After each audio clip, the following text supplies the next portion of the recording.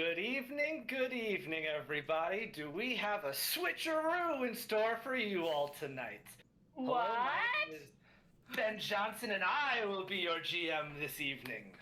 Oh dear. We are doing something a little different this evening. Our good friend Dan is unavailable, so we're going to play something besides our normal Heroes of Absalom campaign.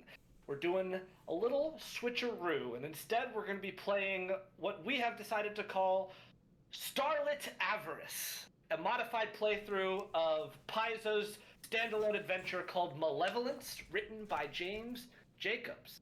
Oof, the man that made the legend himself. Dan is absent. Oh yeah, Will's got a great copy of it right there. I haven't read it, I promise. Not to read. I promise. Alright, so Will's broken the game. I'm going to kill his character first. Just remind me when we get to the second level, there's one door I want to check out.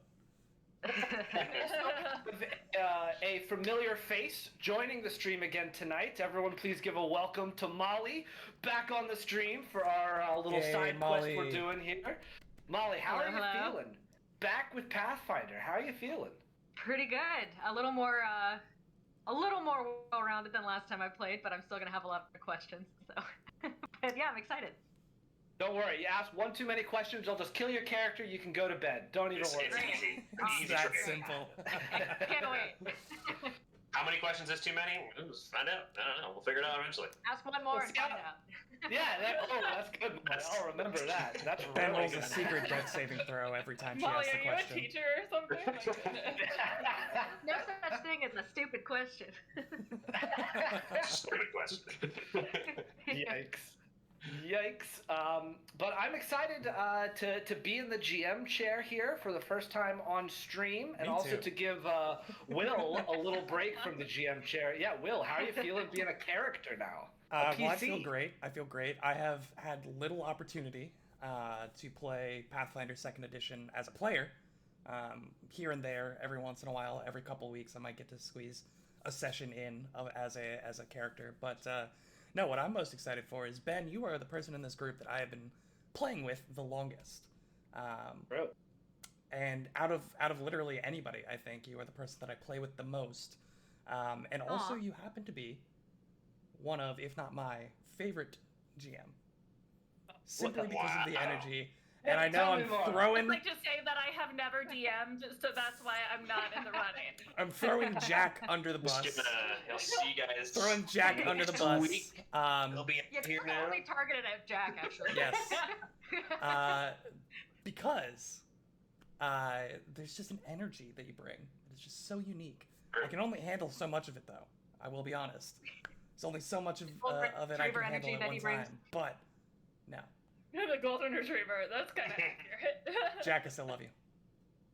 I do carry a decently low energy GM style, and I try to. I don't want to. Just trying to balance it out, you know? It's just different strokes. It's a wholly different campaign style. That's what I'm going to tell myself tonight when I'm crying. I just get so excited because, like, these Paizo adventures are so well written, and there's so much cool stuff in them that you all are going to explore and either discover or not discover. I'm very excited. Also, the style of this I'm gonna campaign, discover everything. Yeah, that's lots of discovery. Your character will likely discover everything. We'll get to why that is for the folks watching in a moment. But I don't know. It's just they're so well written. There's so many details. I love it all. Juicy. But let's skip the chit chat and get down to business. Skip it all. To defeat The ghost. this adventure. The spoops. So let's get into Starlit Avarice. So the four of you, wherever you all have been for whatever time, receive a letter informing you that you need to go to Kintargo, a city in Ravenel, which is a recently seceded portion of Cheliax that is south of Varisia, which is where our other campaign is taking place. So we're south of where the Heroes of Absalom is taking place. Or no, is that true, actually? No, it's northwest. Northwest, actually. Cheliax borders the Inner Sea, which is where the Isle of Cortos is located in Absalom. Yeah. I was thinking of Varisia. Yeah. If Absalom is like where the Greek islands are in the Mediterranean, Cheliax is Spain. Molly, Spain and France. So I wouldn't yeah. have known Yeah. any of this. So you're Yeah, okay. It's, you know, Nerd I'm just taking geography, it all it's fine. in. We're correcting ourselves exclusively for each other. We're the only people who hold each other accountable on this, but we will hold each other accountable. Oh, he said south, but it's actually north. So you all are going to the city of Kintargo to meet with a minor minister there. The letter is signed Tanix Hillsby. Please go see Minister Tanix Hillsby. And so the four of you arrive at various times, and Kintargo is the capital of Ravenel. So it's a large city. It boasts a population of roughly like 12,000 people, I think, something around there, which for Galarian is pretty big. It's certainly not the biggest city in Galarian, but it's a decent sized city. It's not Absalom. It's no Absalom, yeah. But you all arrive there, and you eventually find your way into this outset of the big castle that sits as the seat of governance of Kintargo. It's one of the outhouses, outcropping buildings for the big castle. The outhouse, yes. Yeah, outcropping houses. Wondering where you were going with that. And you see that it says intestate affairs over the sort of mantle when you walk in. Intestine affairs? Intestate, like inheriting things. Oh, okay. Like I didn't know that word. inheritance. I'm not Thank studying you. to be a Thank lawyer. you for so this that was vocabulary lesson. That's awesome. Okay. This is all in the adventure. I'm telling you. It was Alright. kind of Whatever fun you say, reading this law book. boy. So the four of you arrive to this minor minister's office, essentially, and he ushers the four of you in, sits you all down, and he introduces himself and says, "Yes, hello, my name is Tanix Hillsby. I'm very glad you all could arrive in such short notice. I greatly appreciate it." And he's got this, it's a human man, maybe mid-40s, sort of pudgy, looks like he sits behind a desk for a lot of his day. He's balding, and he's got sort of like Dumbledore-esque half-moon glasses that he's peering down as he's reading this like big parchment. And he says, "Yes, and you must be," and he points to Will's character. Will, please introduce your character for the stream. Sure. Bit of an odd sight, certainly for Cheliax. Joris Denigan is a 5'5", 5'4" kitsune, which is essentially an anthropomorphic fox folk. So bipedal. He's got like stormy dark gray fur, with like a white, underbelly that starts just at like the middle of his neck and begins to crop down, poking out over the ruffles of his shirts. It's one of those like Pirates of the Caribbean kind of frilly white Ruffled shirts. Ruffled shirts. Frilled shirts. Then Emily Grace. peasant shirts.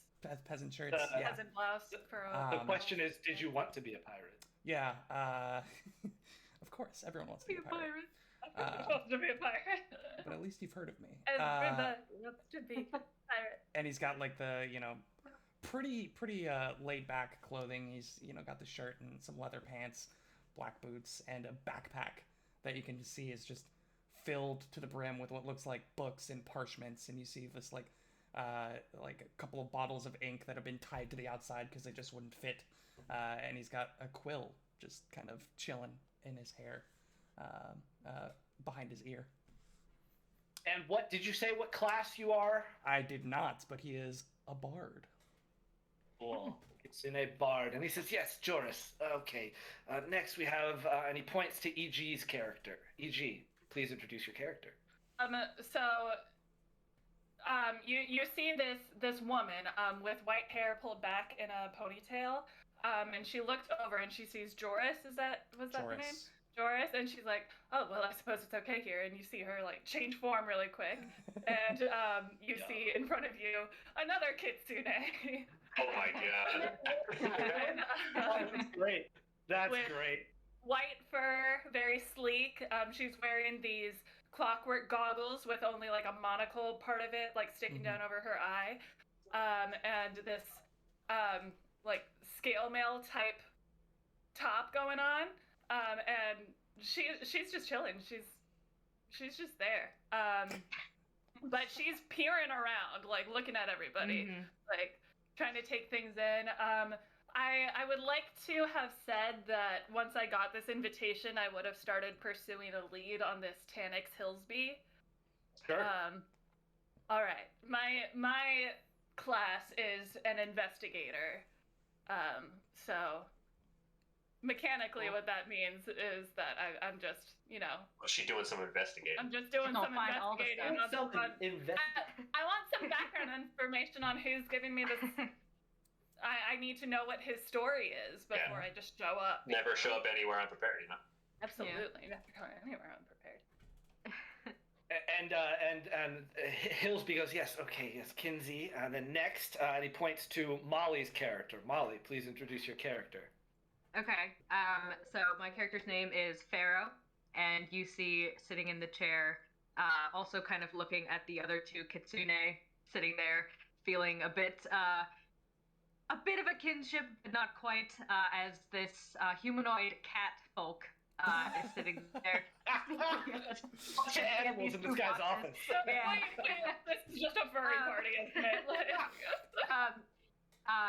Pharaoh has very prominent large ears that always are going in any direction of any sound. You always see ears first, then head turning. Orange, almost like a tabby cat, orange and white mixture. Or almost like a fox. Almost like a fox. Yeah. Looks like of all of the animals. Although neither of the foxes are fox-colored. Yeah. Right. The cat is the fox colors. And the big ears. Yeah, I look the most like a fox, but I'm not a fox. And you see a long, kind of dark green, foresty green button shirt that goes down. And he's just kind of looking at the other two and taking in the scene. So, and he is a druid as well. Cool. So, Mr. Hillsby goes, yes, okay, Pharaoh, and then you must be, of course, and he points to Jack's character. Jack, please introduce yourself. Yes. What animal are you? This person who is much shorter, but only a modicum less hairy. This dwarf who is standing a little few feet underneath of you. He has, first and foremost, you see this hilt of this great axe like attached to his back. It's this like jet black painted hilt and this bright silver head. Everything on him is of black color. He's wearing a black bandana. He's got these black kind of wraparound sunglasses on. His beard is this dark midnight, and he's wearing a breastplate with these like chains wrapped around the arms to come to like a 3/4 sleeve. Tight black leather pants, these black leather like knee-high boots. He looks like Blade. Like he is ready to start getting in there and sliding around and fight some stuff. Say Geralt. It's a bit of Geralt. It's a dwarf Geralt. It's a bit of everything in that. And his name is Drogir Stoneblood, and he looks at all the animals in here. And yes, I'm Drogir, and it seems as though you brought the zoo up tonight. Yes, that's very, very, very good. Very, very good, my dwarven friend. You want me to change back into the other form? Would that make you more comfortable? Or do you prefer foxes? And he just shapeshifts down into a tiny, real fox, a tiny, small, like all of his gear incorporates into him, and he just sitting on the chair now, just like sitting up like a dog, looking at the dwarf.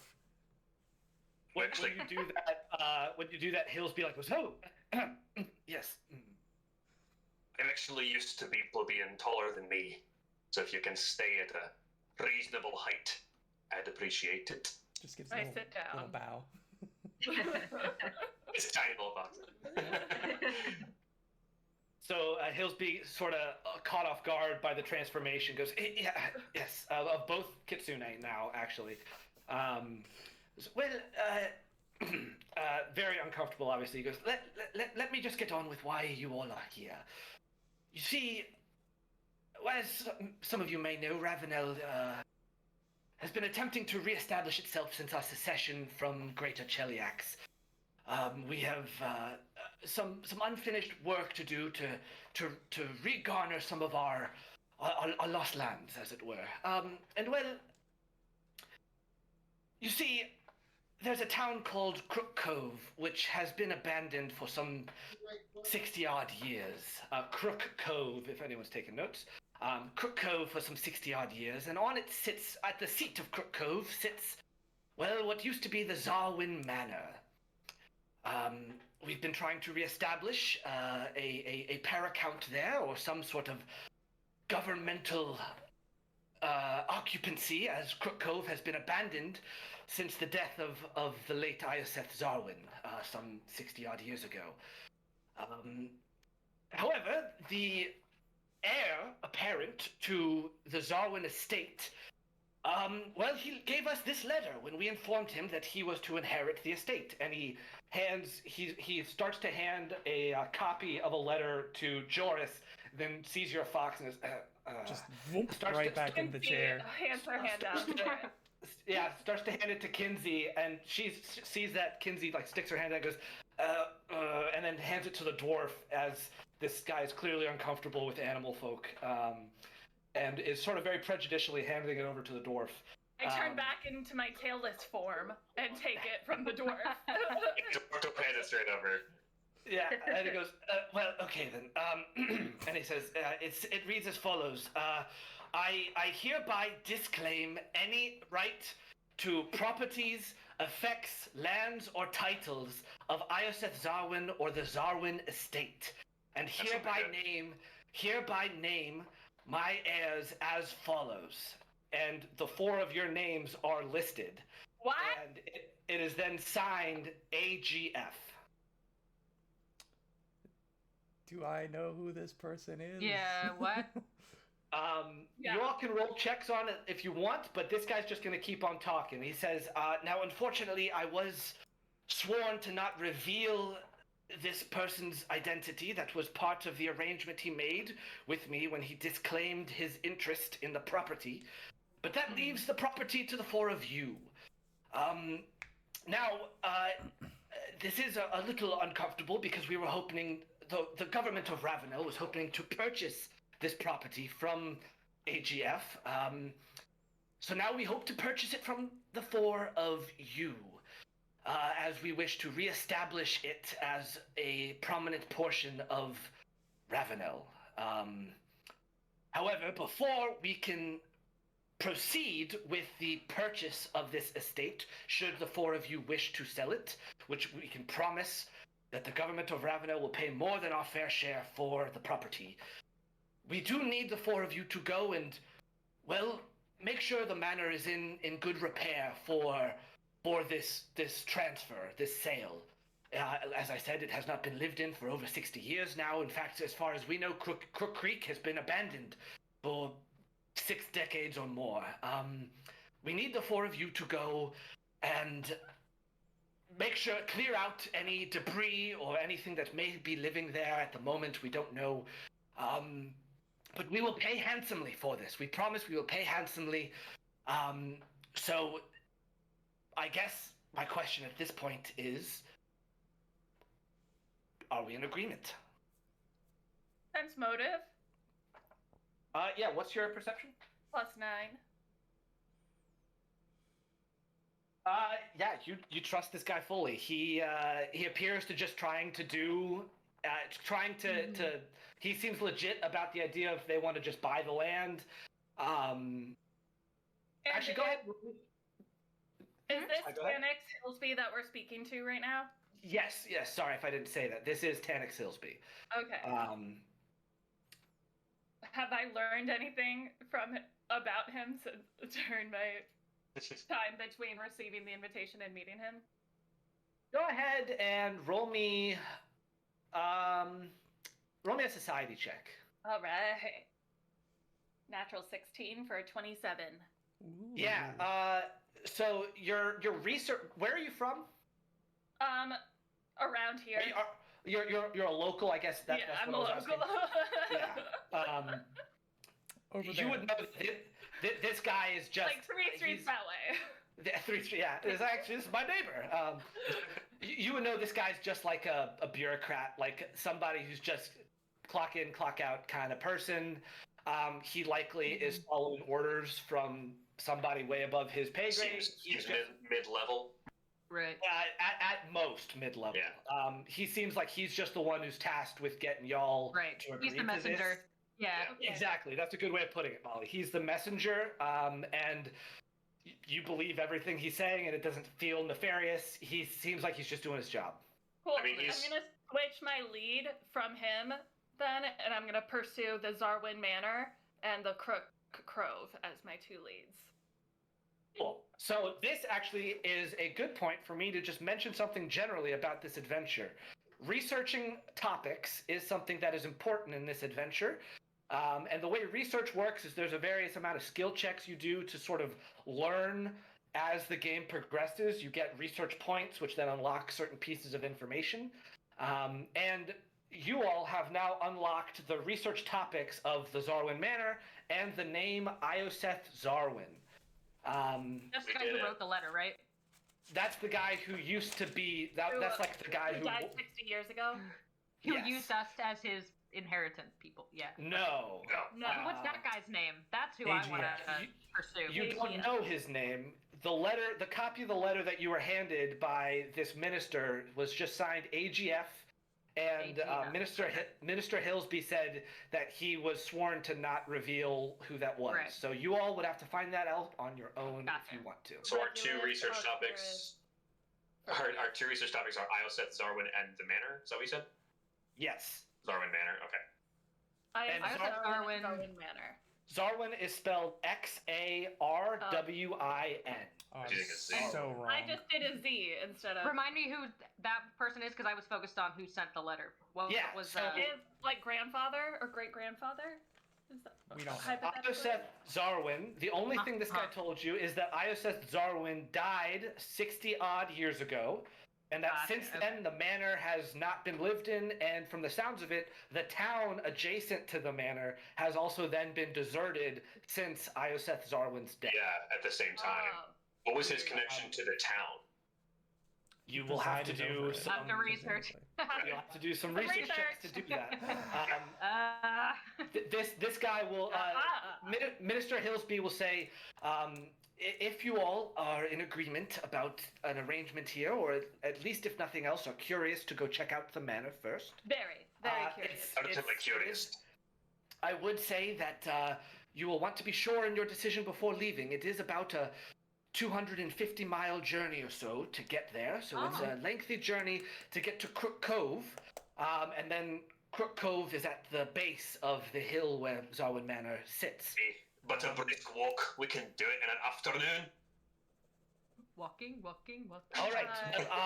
Are you all interested? And again, Yeah. I cannot stress this enough.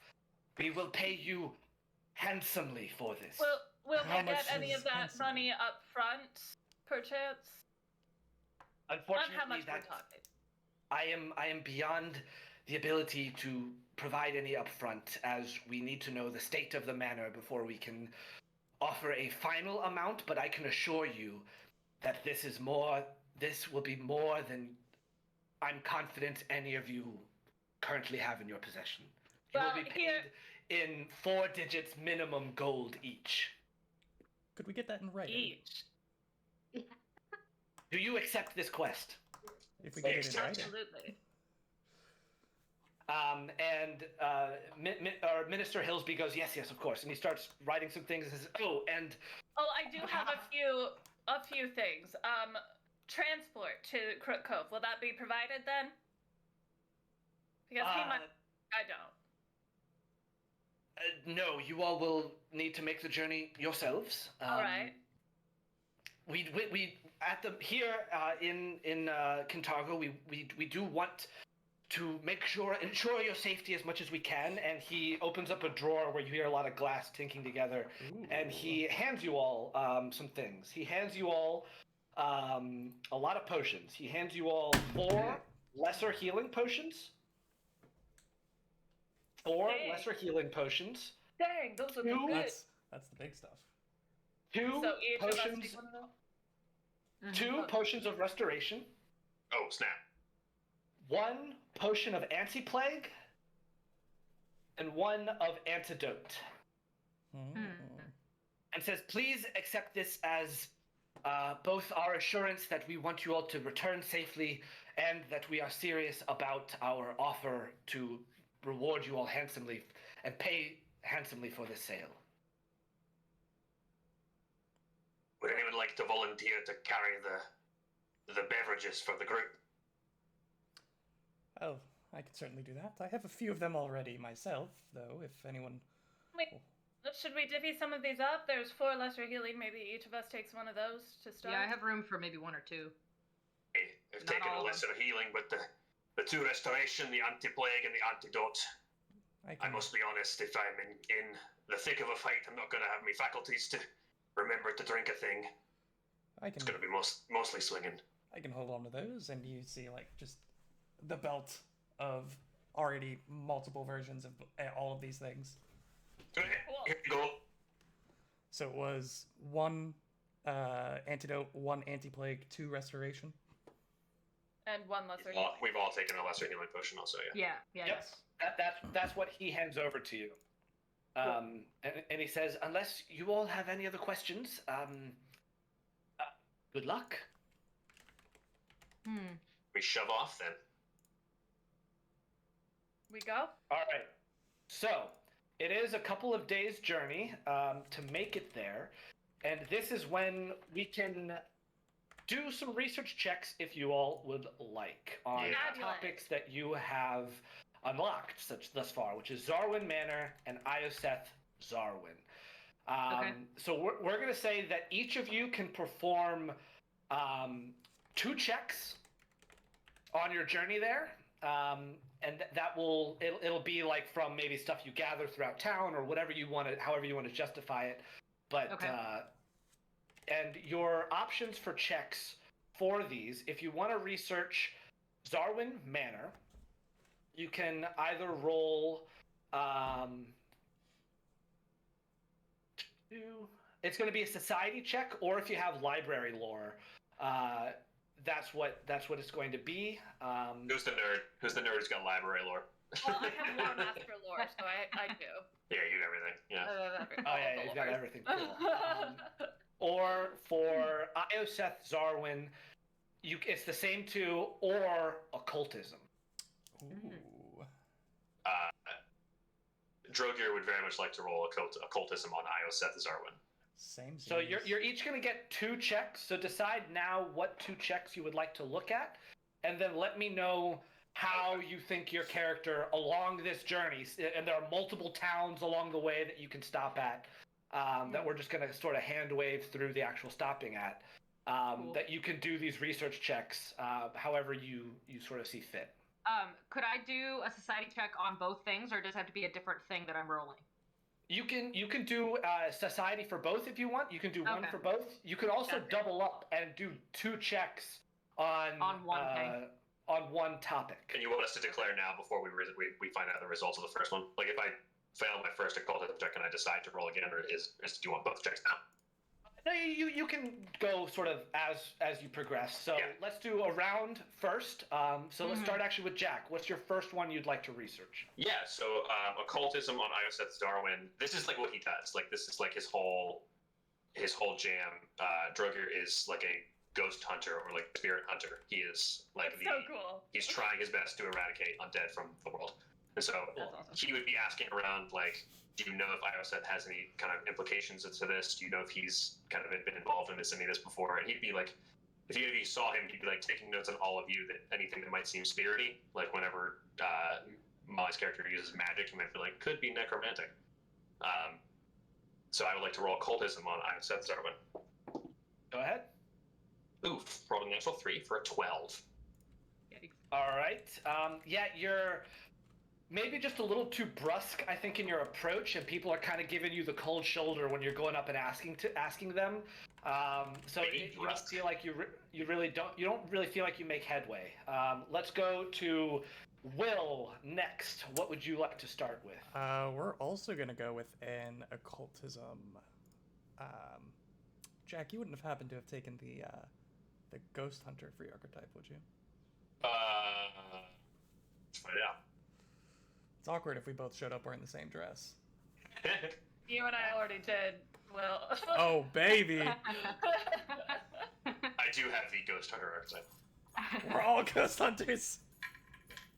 I'm not a ghost hunter. We'll just have to strategically Just a plan our fact. 4th level feats. Spirit lore or haunt lore? That's what I want to know. I have both, but from different things. Oh. Cool. We're doing occultism, right? That's what we decided on? Yeah. Occultism. For which thing? Did you Only get one or IOSF not? can be occultism. Oh, yeah, that's 23. Nice. All right. So how is Joris doing this? JD has a way with people. See, Indeed. he knows how to seek out and find the most salacious of secrets hidden within any given town. The underground groups, the secret societies, and such. And with his vast collection of written knowledge and tidbits, he's able to coax his way into the good graces of said uncanny persons and pry them for information. This sounds like you're in a cult. Are you in a cult? No, of course not. He's rolling a cult. Yeah, I do he's have just rolling a cult. I do have a church meeting I gotta get going to. Yeah. In a cult, I lead a cult. Yeah, so you gain 1 research point into Ioseth Zarwin. Once you all have done your checks, I'll reveal what information you've unlocked, but just know that, Will, that was a successful check. E.g., which one would you like to research? I'm gonna start with society on Zarwin Manor, and Alright. I am doing this by. Well, we can both do it. Yeah, true.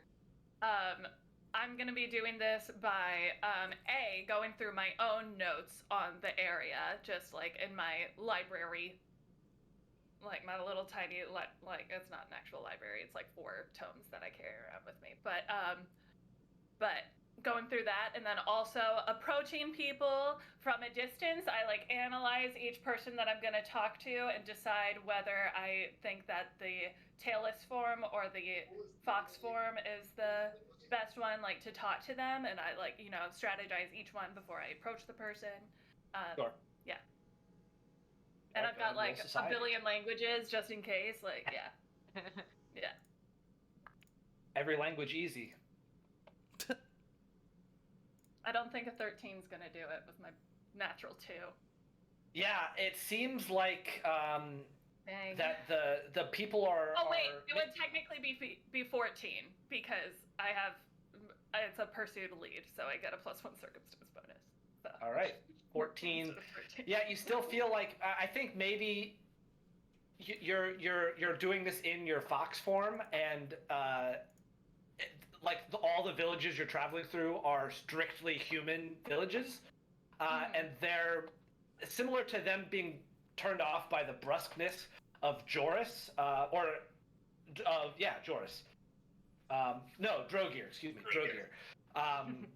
They're like incredibly uncomfortable talking to a kitsune, so you don't learn that much. And I keep him approaching with like infernal and shadow tongue instead of like. I love that. like, It's just mothers shooing kids away from the Yeah, freaking like- fox lady the whole time.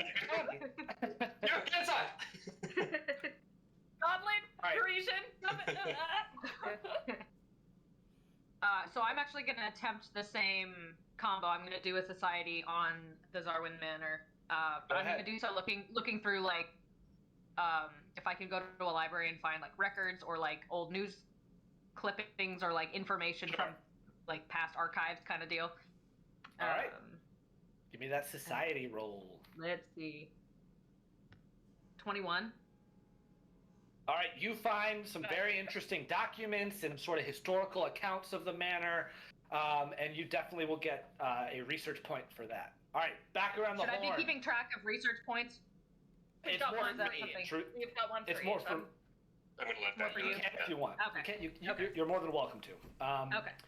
Back around to Joris. Yeah. Drogir. I'm sorry. I keep getting Will and Jack's character's confused. I can change my name if you you want. first. That's fine. We'll both be Joris. Joris 1 is going to try again. I'm going to try occultism on Ioseth Zarwin. He's going to try and change some tactics, be a little less brusque, take his sunglasses off inside, the whole 9 yards of pretending to be a person. Okay, that's a 17. All right, so it feels like your attempts to be more tactful have worked, and you are able to gather some information from people who are like, oh yeah, I know Ioseth Zarwin. You were telling me like a long time ago, right? Died like 60 odd years ago, it seems, right? So you get a research point towards Ioseth Zarwin. And now, really quickly, for research points, is it just kind of we get them if we get them, or are we getting different research points for the different skills we're attempting? Like, because Will and I attempted occultism checks, are we getting different information than we would if we were attempting society checks? It's different DCs. Okay, but you get a certain amount of information for how many research points you have. The information is the same. Know Gotcha. that all the different checks you can do, like it's purposeful, the set of checks that they offer. So it's just one might be harder than the other one to sort of Right. suss out information. But there's not like tracks of information that we're missing by not attempting society checks. I'm like, okay, gotcha. It's a you get it or you don't, not a forking path. Gotcha. Cool. Makes sense. All right, next it was Joris 2. Joris 2. Joris 2. Joris Jr. He goes by JD to the common man. JD. I'll take Joris then. Yeah. There you You go. can be JD. And just to double check, we are unable to use the regular diplomacy gather information check. I'll allow that. I'll allow that. Actually, that's fine. That makes sense. Following up on that, he is schmoozing at a bar with some people. Which topic are you looking at? He's gonna go with let's see. I did Ioseth last time, so he's gonna go with the manor this time. Okay. Because I feel like that's something that more people in this area would know more about, since the manor is still there, but Ioseth isn't necessarily. He's just schmoozing, being like, "Hey, did you hear about that place up there? Yeah, I heard the government was trying to like buy it. You know who owns that place? They're gonna be rich." And try to get That's gonna be me, by the way. get any information regarding that. Oof. It's a 13. Man, y'all are failing these rolls. Yeah. Hey. I got We're one. low level. We're only level 2. You're not able to really get any good information. I think people are more just curious about the financial stuff you're bringing up. They're like, oh, really? You know how much they're getting? Wow. It'd be crazy if the person who was going to buy that didn't tell someone how much money they'd be getting exactly. And do you all have that in writing? Yeah, Or? I mean, couldn't be me, but Yeah. All right. Next, we have Kinsey. What would you like Yes. to look into? So Kinsey is back in her tailless form, which is the appearance of a human. She's got her hair back in the like tight ponytail with the like blonde. Kinsey Drew looks very Nancy Drew right now. And just waiting for it. I love it. I love it. So we're trying society again on Zarwin Manor, but Cool. it's a new approach this time. Like, Cool. she's going common only. She'll default to other things if need be, but like, she's sticking to the like normal. I'm gonna hero point that natural one. Ooh, Get it out the way early. bringing it out. I like it. I like it. Yeah. Doesn't it feel good, Ben? Doesn't it feel good to get it out of the way? Oh, it does. Taking those hero points away. Okay. So I have the +1 circumstance bonus from Pursue a Lead, so plus Yep. 12, so this is a 24. Nice. All right. Good hero point economy. The adjustments you made to talk to like the sort of back trail people, by the way, the further along this journey you go, the more like desolate and like empty the terrain and landscape gets. As you're going like south and west from where Kintargo is. But Kinsey does feel like she's successful, and you get a research point on the manor from that. 2 and 2. And then last but not least, we have Pharaoh's second check. What would you like to do? Yeah. I'm gonna stick to that. I had some success going through like old papers and archives and things, so I'm gonna do the same thing just now with Ioseth Zarwin. Cool. See if I have similar success. with that, which I probably will not with a 13. Oof. Yeah, you're unfortunately not able to find as much on Ioseth Zarwin as you are on the Zarwin Manor. We each got one. Yeah, 2 and 2 is nice though. Yeah. All right, here is the information that y'all have gleaned. And the way this works is you all are going to get the first step of this research track for free because you start with it, and then your points are going to stack from there, just sort of mechanically to explain how that is working. So those who are researching the manor, you learn the location of it, which you already knew, the date it was built, which is 4642. So like 80 odd years ago from when it currently is. The current year is 4721. So it was built in 4642, and then it was abandoned in 4657. 4657. So it was only lived in for 15 years. 15 years. You said 57? That's when it was abandoned, yes, 57. Okay. And then based on your research points, you learn that several of the workers who built the manor vanished soon after it was completed, and the original floor plans were either lost or destroyed. So those who are researching the manor learn that. Yikes. Not sketchy Based at all. on your research of Ioseth Zarwin, you learn the following. Ioseth Zarwin was a human man, and he was an ambitious member of Cheliax back when it was a united country of Cheliax. He was the first paramount of Ilverness, which is the sort of region, and was married to an artist named Asithana. And the two of them had children, twins, named Marnie and Mira. Marnie, like Shining. And Mira. Yeah, I'm waiting for the twins at the end of the We're gonna have a twins moment. I'm comfortable with what's going on right now. Because of your successful research checks on Ioseth, you also unlock the third research track into his wife, Asithana Zarwin. So is she a new topic? He is a new topic that you all can research if you would like. Sweet. However, these two research tracks take the entirety of your journey, and you have arrived at Crook Cove. What you all see before you is a barren wasteland of a town. It looks like it's lost in time as far as the architecture and the sort of stylistic choices of it, which makes sense if it was abandoned over 60 years ago, because nothing's been kept up, nothing is new in the town.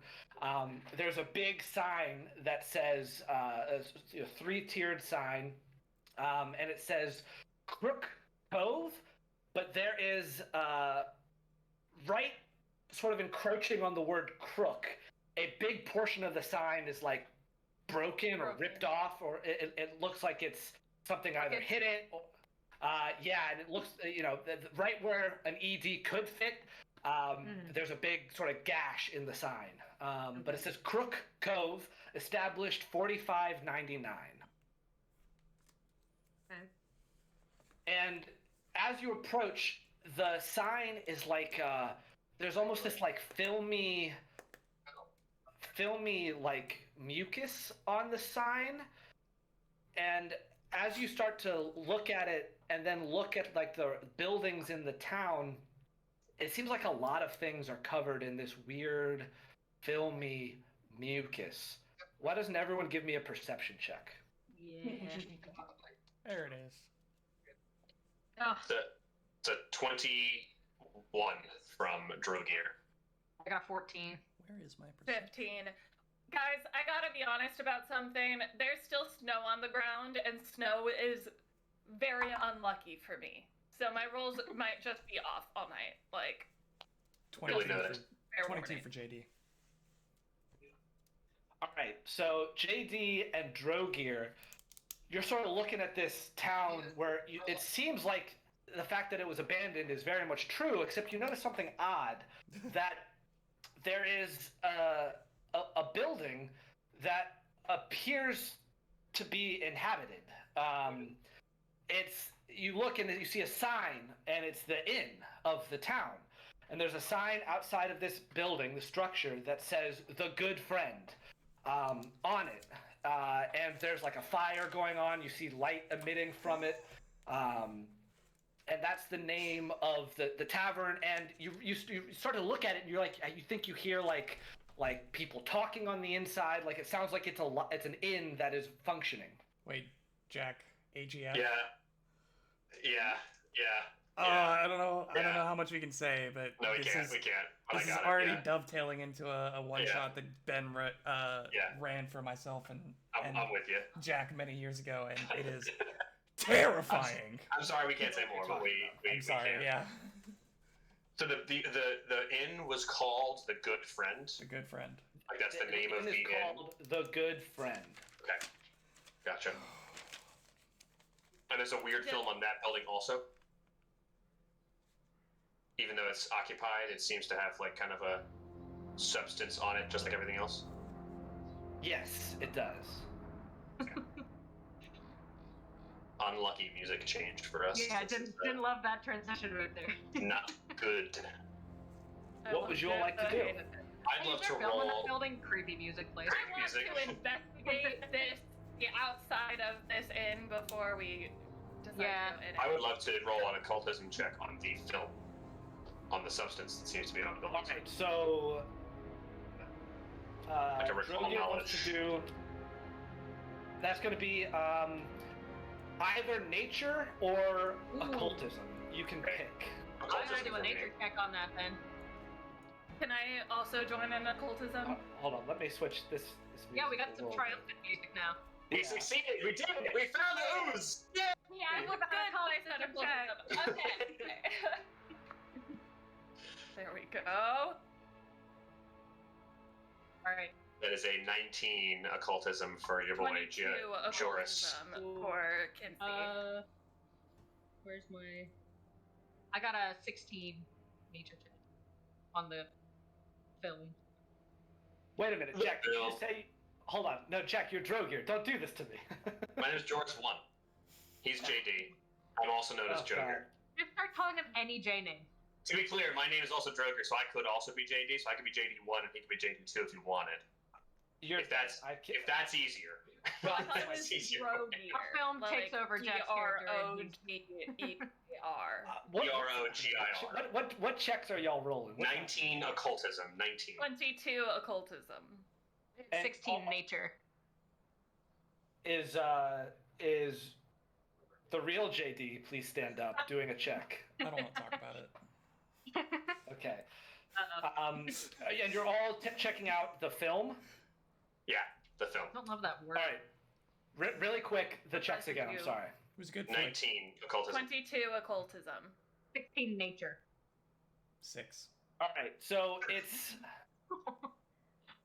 strange. All of you get this very uneasy feeling when you approach it. However, if you try and touch it, it's like this. And prepare your ears. It's this moist like webbing that clings to you a little bit, like mucus. It's like mucus when you touch it. It is unnaturally cold. The second you touch it, it's unnaturally cold. No mucus. Can I detect magic? But beyond that, you cannot. You do not learn anything from your checks, and feel free to detect magic. I mean, Drogier has probably encountered, I'm not even sure if, like, in Pathfinder, ectoplasm is a thing. But were it to be ectoplasm, I feel as though Drogier would know that, but that's up to you. That also implies that it is ectoplasm. Is there any magic? You don't get anything. Okay. All right. Is that a roll to detect magic? That was in response to Jack, Will. Sorry. Is there a roll to do to detect magic? It's a A cantrip. spell. It's just Yeah, I also have it. emanation. I No, also you have just it, so do I'm it. asking if I want to. You just do it. Yeah, Okay. you just do it. Yeah. There's no magic on it, you said, Ben? Yeah, you're not getting. No, it is definitely magical. It is definitely magical. Ooh. Great. Woo. And that's all we get is that we know that it's magic. None of you seem to get any information from it, though. I would like to cast. So, sorry, but Drogier has the quick identification skill feat, so it would only take him a minute to identify magic action. Ooh. If we wanted to hang out for a minute. Yeah, sure. I also have a fire staff. Could I see what happens when I put something really hot up next to this cold goo? You want to just light it on fire? By all I don't want to means, light it on fire. I just want to put something hot next You to want it. to see I if don't it want goes? to light it on fire. And Yeah, I want to jumps see away if it from the heat. recoils or screams or melts or something. I'm not lighting it on fire. I want to be clear. I just Go put ahead the heat. and nothing happens when you put heat close to it. Nothing happens when it doesn't start to melt or change or anything. I mean, it acts as though it acts normally when you put something Okay, some heat warm next to it. next to something cold. So I think we'll spend a minute for Drogier to identify it. I'm assuming same checks to identify the magic of it. Occultism would be fine. Yeah, go ahead. Okay. You set the DC for this, I believe, but I've got it. ooh, natural 17 for a 26. Ooh. 26. You're even with your past, and you feel so confident that this feels familiar when you touch it, and you spend this minute casting this or doing the quick identification. You get nothing. Wow. Okay. Damn. I'd like to cast Read Aura to at least get the school of magic that it emanates. Oh, please. I cast Read Aura. Occult. School of magic being abjuration, advocation. Oh, not tradition. Yeah. Sorry. It would be. Hey Jack, can you tell Gray to quiet down? Oh, can you guys hear? Yeah, a little bit.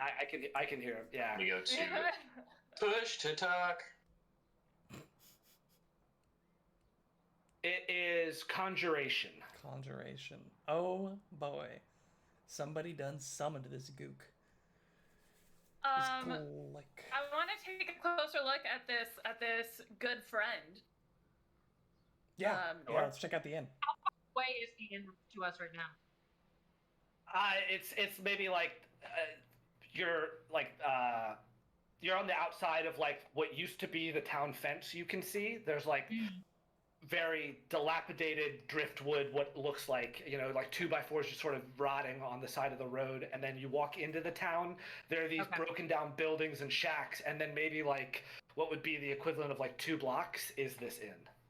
Okay. And there are lights on. Can we see anything through the windows? Yeah, is there anything we can see in the window? Yeah, you see somebody sitting at a bar, you see a bartender, you see a fire going. You see a bunch of desks set out like a restaurant. Seems tables, fine rather. place.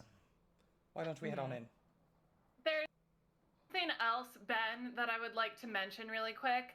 Part of my empiricist methodology for investigator means that I have a feat called That's Odd.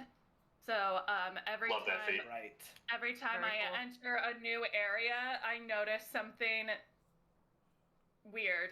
It's odd. I don't know what, but it's something not obvious to the rest of just the so That if there's just- a that big just pool of happens? blood in the middle of a Yes. room, It's up to your discretion. that wouldn't be the thing. It would be there's something weird going on with the desk.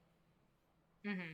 Yeah. Okay. Well, the biggest thing is that you all get the sense that this town has been abandoned, based on everything, for about a little over 60 years. But there's a operating. But there's an inn. active inn here. However, I think the thing that jumps out to you, makes you go, "That's odd," is this inn still feels lost in time per se. It feels it's the decorations on the wall are wrong for the current time. You see that it's got a map of Cheliax that includes Ravenel as part of Cheliax still, which is just not the current political makeup of this region. So like it's almost like if you walked into someone's home and you saw a map of the USSR, you know, like that just doesn't exist in its current state. So the people in there, can I tell whether their outfits look dated as well? Everything looks lost in time. Everything looks like everything looks like you walked into 5 years ago. It looks like it looks like you walked into like generations ago, like a generation ago. Do you mention that, Kinsey? Yeah, I would be like, hey guys, listen. Yeah. There's something weird going on. Mm-hmm. Do you notice?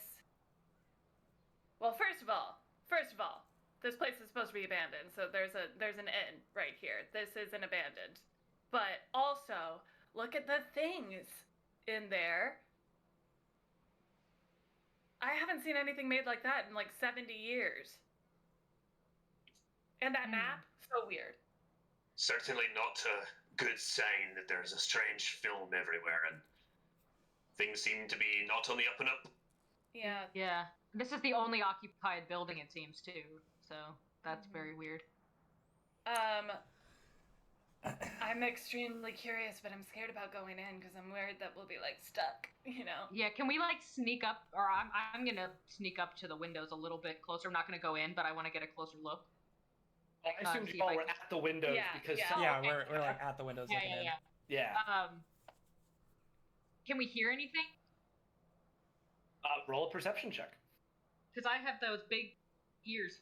Big ears, so you get ears. extra. I forget I get something with that. Do you remember what it was that I with that big echolocation?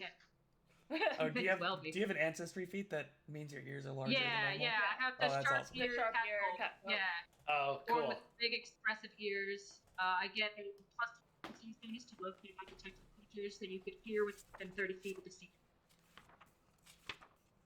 So I'm not sure if that's anything still. It's like keen eyes, but for ears. Yeah, you'd be able to find people who are hiding undetected when they're in the area. Yeah. So, what did you said? Perception, Ben? Yep. 15. Yeah, I mean, you hear what makes sense with your eye, like what you're seeing. So you hear the sound of a crackling fire. You hear like people slamming, like not people. You hear the guy at the bar, like his mug hitting the cracking glasses and things. Yeah, exactly. Like everything you're hearing is just matching up with what you're seeing. I can't overhear any conversations or anything. That's not. I can't do that. It doesn't. From that roll, it doesn't sound like you're hearing any conversation. These damn ears. Does it look like people are talking to each other in there?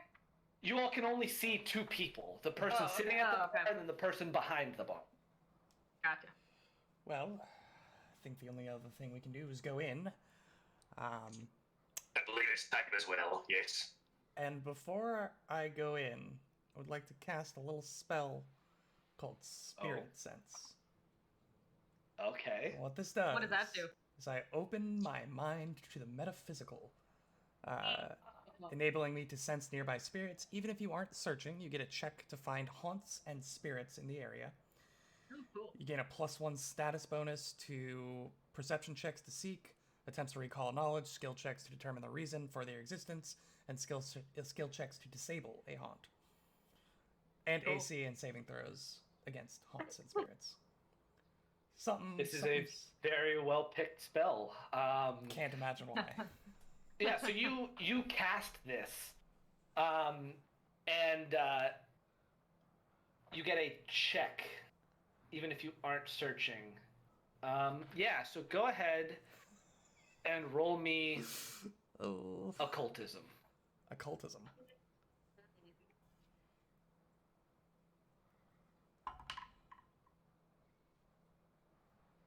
I'm gonna hero point it. We're gonna hero point that. Already at 2. Already at 2 hero points. There we go. 23. Hey! Yeah, you're staring at a haunt. You're staring at a haunt. Can you give us any more than that, or are we just? It's not. It's like, I think. Let's see. Determine the reason. So that was just to You can find it, right? Yeah. So I'm I reading can the recall spell. knowledge. You can recall knowledge to determine the reason for existence and a check to figure out how to disable it. He's like about to open the door, and he just like alarm bells start going off when he casts the spell, and he's like, "Ah!" All right, everyone, be very careful. We are looking at a haunt here. I knew, and you knew, Kinsey. What you said, that tipped me off. I knew there was something strange about this place. There's no reason it should be like this. Certainly good information for us all to have. And the great axe comes off the back, and he's wielding his weapon. Well, Drogir, as much as I appreciate your enthusiasm, we may be able to solve this without any need for fighting. Just give me one moment to think on it. And I'd like to roll a check to try to determine the reason for their existence. If he tells us about this, can I check? If he tells us about this, can we both attempt the checks, or is it just him? Like, if he tells us that it's a haunt, can we then also roll the recall knowledges to identify the reason, or is it just because he has spirit sense on? I don't see why you couldn't do that, because we're all sharing correct knowledge. me if I'm wrong here, Will. Yeah, I feel like this just gives me the automatic check. Like I could just have this on. It lasts for 10 minutes, and like as we're walking through someplace, if there is a haunt within 30 feet of me, I get a free check that you could roll as a secret check. I don't have to be actively searching for anything. But these are all things you can do without needing the spell. I just get a status bonus with the spell and get the automatic checks. Oh, cool. Yeah, alright, so I'm going to make this one a secret check, though. So whoever would like to do the recall knowledge on this, give me either occultism or religion. Could I give you a haunt lore? Or a haunt lore. I'll accept haunt lore. Plus 9 occultism. Alright, plus 9 occultism. Also plus 9 occultism. Or plus 7 religion, if we want to spread it out. Well, which one are you doing? Because I already rolled for I you. want to do occultism. Alright. Actually, this is... all of you are going to do this. Go ahead and roll them yourselves. I trust y'all. This is too much. I don't want to roll 18 dice right now. Natural 20. Which one were you doing? Occultism? Occultism. So 29. Where is occultism? Oh, there it is. All right. 18 occultism, but yeah. 25 question. haunt lore. I think I know the answer to it, but I just want to clarify. If I'm not trained in religion, I can still roll it, right? I just get a +3 instead of a +5 or 7 or whatever. Or can I not even roll it? For recall knowledge, I think you have to be trained. You have to be trained. Sometimes you can, like, if a combat forces you to roll, like, an athletics check to escape a grapple, like, anyone could do that. But when you're not trained, there's only a very small window of actions you can actually perform. Gotcha. Okay. So if Ben ever says, like, roll an athletics check and you aren't trained, you should still roll it. But, like, for recall knowledge, you have to be trained in it. Gotcha. For this, at least, you do. Yeah. Unless you're a bard. Unless you're a bard, bards and are you can different, recall knowledge on anything. So yeah, you know, Kinsey, I think after the warning from JD, Kinsey, you are spending some time sort of sussing out the situation, and you feel like this haunt is here because it's like connected to the manor. You can't place it, but you're looking at it, and then you're looking around the town, and you see this hill off in the distance, and you see, you know, lightning crash, thunder, and and you see the manor on the hill, and you're like, these are connected. These two things are connected. I share it just like that. Something. Mm-hmm. Yeah, I share exactly that. I'm not sure if it's safe for us to go into this. I think. But it's not safe. I don't know about that. Reason to go in? I mean, we might be able to find out more information about why they're still here. Hunts in general have specific conditions that if we meet them, the hunts go away. Perhaps we can find out what's going on with this one. Might inform us for any future hunts and connections to the manor we might find. Okay. You know more about haunts than I do. I don't know anything about haunts, so... I'll absorb the knowledge as we go through this, I suppose. continue on then. Rodir puts on his sunglasses and once again draws the great axe. Drogir, JD, I think you are taking the leads on this. JD opens the door and does that little after you. Droger kicks open the other door that wasn't open. But he opened one door, and then Droger kicks open the other one. You hear a bell, and then a bell as Drogir kicks open the other part of the door. So it's a ding, and then a ding. And yeah, the barkeep looks up. The guy at the bar is now slouched, but the barkeep looks up and says, "Oh, hello, travelers." Aye, we are in search of drink. And he strides over to the bar. Well, you've come to the right place. Please have a seat. Sense motive. What's your perception? +9. Yeah, you have no reason to believe that there's any ill intent behind what the bartender said. I speed walk past the rest of the party, like up to the bar. Like I entered last, but like I'm at the bar first. Yeah, Droger goes to the bar as well. Yeah, Pharaoh's gonna sit down in a seat at the bar. As well, I'm peering at the man who's slunched over and trying to see what's his deal. Is Yeah, it so bacon? both of the men are human. It appears that the person at the bar is like either asleep or passed out.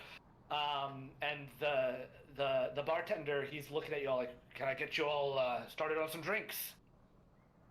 I think a round of ale might do our souls some good. Your finest dwarven brew, if you got it. Oh, unfortunately, we don't carry a dwarven brews here, but we will do our best to give you the best we have. And he turns around and starts, uncorking some taps and passing out ales to the lot of you. Can I tell what Are you- type of ale is in it? Can I tell how it was made just by like?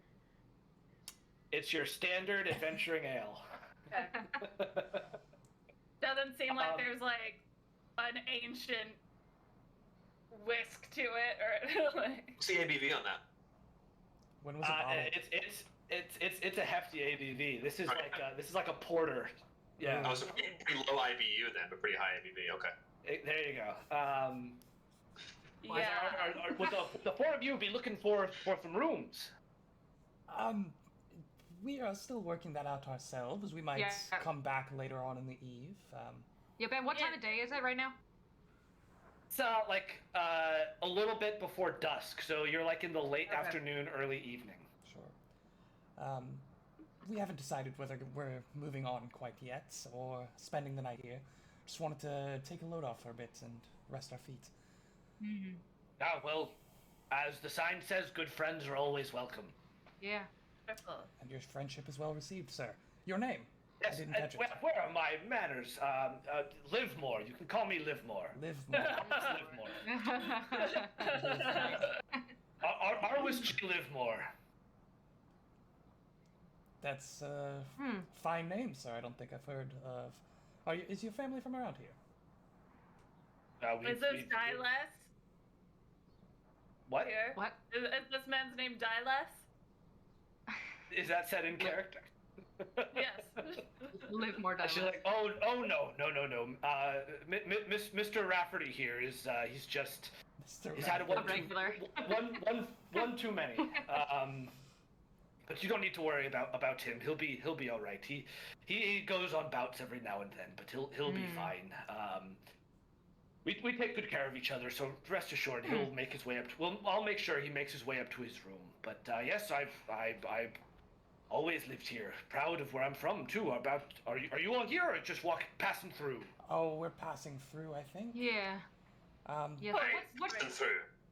what could you tell a couple of travelers about this here town of yours? Are there any good attractions in town? Yeah. What are some things? Oh well, I mean, Crooked Cove's attractions are. I mean, the most obvious one would be the manor. Oh, yes, we did see that on the way in. We were On the big hill, yes? Yes, I mean you can see it sort of out the windows there. Lightning crashes again as he points out the window. So when we look out the windows, it still looks all decrepit, right? Like it looks the same? Yeah, it looks the same to you all. Yes. Good Okay. call. Who lives there, perchance? Oh, that would be he's the Paracount, Ioseth Zarwin. Ah, Oh, yeah. Zarwin, that's Yeah. his name. See, I told you, Droger, it was Zarwin, not Zarwin with a TZ. And You owe him. Pay up. just What can you cover tell it- us about Mr. cover my Zarwin ear. here? Droger is staying like as stoic as possible. He is like waiting for the moment to strike. He's like not even really in the conversation with you all. He's just like sitting there with his sunglasses on. So what can you tell us about Mr. About the I man? mean, Parakount Zarwin's he's an eccentric fellow. He doesn't truthfully come down to town too often, but he's really reinvigorated Crooked Cove here. See, we didn't used to be the hustle and bustle that we once were, or that we are today. And he lives in that big manor by himself up there. Oh, no, not by himself. With his family as well. Their travelers are welcome there too. I believe he's got a passer through and her child staying there as well. But his family's there. I believe twin children. Yes, we'll see them every now and again. The passerbys, do you happen to know their names? Or is that just a gossip that you've heard? Oh, that's just the what I hear from, and he points over to the sleeping sleeping man that he referred to as Rafferty. That's just what I hear, but at my job. From what I hear, though, Ioseth is quite the stargazer. That's what is a passion or hobby, if you will. And his wife, does she have hobbies? Oh, sorry. Everyone just asked a question. Oh my God, what's happening? I'm just so curious about your town. And what does Mr. Rafferty do for a living? Mr. Rafferty, he just really stays at the inn here. He's a good friend. In fact, I think I probably should tend to Mr. Rafferty. But if you all need anything, don't be a stranger, okay? And Arwis, as he introduced himself to you all, walks out from behind the bar and starts sort of helping Rafferty up the stairs and to where he gestured at rooms being, and starts to walk away. Ben, any of the walls in this building made of stone, perchance? It appears to be as most of the built structures in the actual town are made of wood. Around the fireplace is stone, the chimney setup is stone, but most of the rest of the establishment is wood. Can I make a perception check on that stone? Feel free to make a perception check. I'll actually make it for you, so tell me what you get. My perception is a +8, and I have the stone cunning ancestry feat. So I believe since I'm looking for something, I get my +2 bonus on that, so +10. Okay. You sort of take a moment and examine the chimney setup, and it appears to be a very well made chimney. Yeah, and now that we're inside the actual inn, is there anything else we notice, or I notice? Could I roll a perception check to see if there's anything else I could notice from inside as opposed to out the window? Go ahead. I was gonna ask Doors, the same thing. Do cellar. I notice anything else odd once I'm actually inside? Sure. Everyone who wants to, go ahead and give me a perception. I got a 17. So that's odd. Now that I'm in the new location, inside it. Is there You're not in a new location. You're in the Okay. same location that triggered the The this first is. one. Okay. Yeah. I didn't know if there was going to be a building. difference between outside the or okay, cool. You got that information from walking in. 28 That was my understanding. perception. Yeah. I got 17. 28, 17. I'll assuming also- this is happening while Drogier is looking at the chimney. With Yeah. the 28, you sort of pick up on everything that Kinsey was saying outside. Sure. Things are 60 years in the past in here. The sort of decoration style, the architecture of the place, the big map over the fireplace, everything is lost in time. Besides that, it appears like a normal inn. There are no other doors. There's behind the bar, there's an archway that appears to lead to there's a cook stove back there. But then upstairs is where Arwis Livemore sort of didn't say, but gestured to where like rooms for accommodations might be, but otherwise you don't see any doors or anything else unusual. And no I think it cellar or might be a anything. good idea to check out some of the rooms. Perhaps I could go up and take a look around the rooms upstairs. Sure. Sounds like a good plan to me. On a side note, it does seem like this place is stuck in the time of Ioseth, so maybe we can, before dispelling whatever this is going on, we can try to get as much information out of this guy about what's up to date. Yes. Indeed. Live more. Might I inspect the rooms upstairs before committing my coin to staying in one? You hear from upstairs. Yeah, sure. That's fine. Come on up. Drogir turns around from the chimney. Oh, I thought you were still here. All right. And then he runs upstairs. Drogir, would you like anyone to go with you so that you're not all by yourself in case something happens? Sure. I trust the cat the most. He runs upstairs. I was gonna suggest Cat the cat. scurries after. I don't think he likes us. Yeah, do you think he has something against foxes? I think he's Some just. trauma? My father was killed by a fox. I think he's just intimidated by the heights. Normally foxes are shorter than him, and he's now mad that there are 2 foxes who are taller than him. But it's very cool that you turn into that you have the fox form. Oh, well, I mean, it's not quite as useful as your tailless form. I am quite jealous. And I'm quite jealous of yours. It's a neat little trick. Bow, bow, bow, bow. We'll stop flirting in game. We can do that out. Anyway, So, yeah. So Pharaoh and Drogir go upstairs, and yeah, you see that there's like a smattering of rooms. Maybe there are like three rooms on each side of the hallway, and you hear Arwis Livmore in like the first one on your left. And besides that, does it look like all of the other rooms are vacant? Like the only 2 people Yes. upstairs are the same who were downstairs? From just walking up the stairs, that is the assumption you would make. Yes. Okay. Because I do have a feat called Point Out. A creature is undetected by one or more of your allies and isn't undetected by you. So do I notice any other... You're welcome to roll or perception bodies? checks, or walk into rooms and just explore. I'm a roll first. Drogir would like to listen for a perception check around the room. Go ahead. My dice keeps rolling off. 14. Oh. I don't think I've rolled higher than a 7 in a while. I got a 12. Training for combat. I got a 12. It's 14 and 12. Yeah, the only thing that you're hearing is like the sipping of water. That's the only thing you're hearing, and it's coming from the room that Arwis is obviously in. First one on the top of the left. Okay. Are the doors open or closed? Doors other open. rooms? All the rooms are open. Drogir only enters rooms by kicking the doors open, so he will close the door and then kick the door open to enter any room. He is the noisiest Bold man next to the character stealthiest cat. choice. Drogir, you close the door and you see Arwis like look at you, and then you kick the door open and you see Arwis spill like a flagon of water all over Rafferty as you hear him go. Farrah's ears also go back. Big red down my spine like a scared cat. Does the All spine the hackles go up. And Arwis goes, "Oh my gosh, my friend, what are you doing? Well, there's no need for that."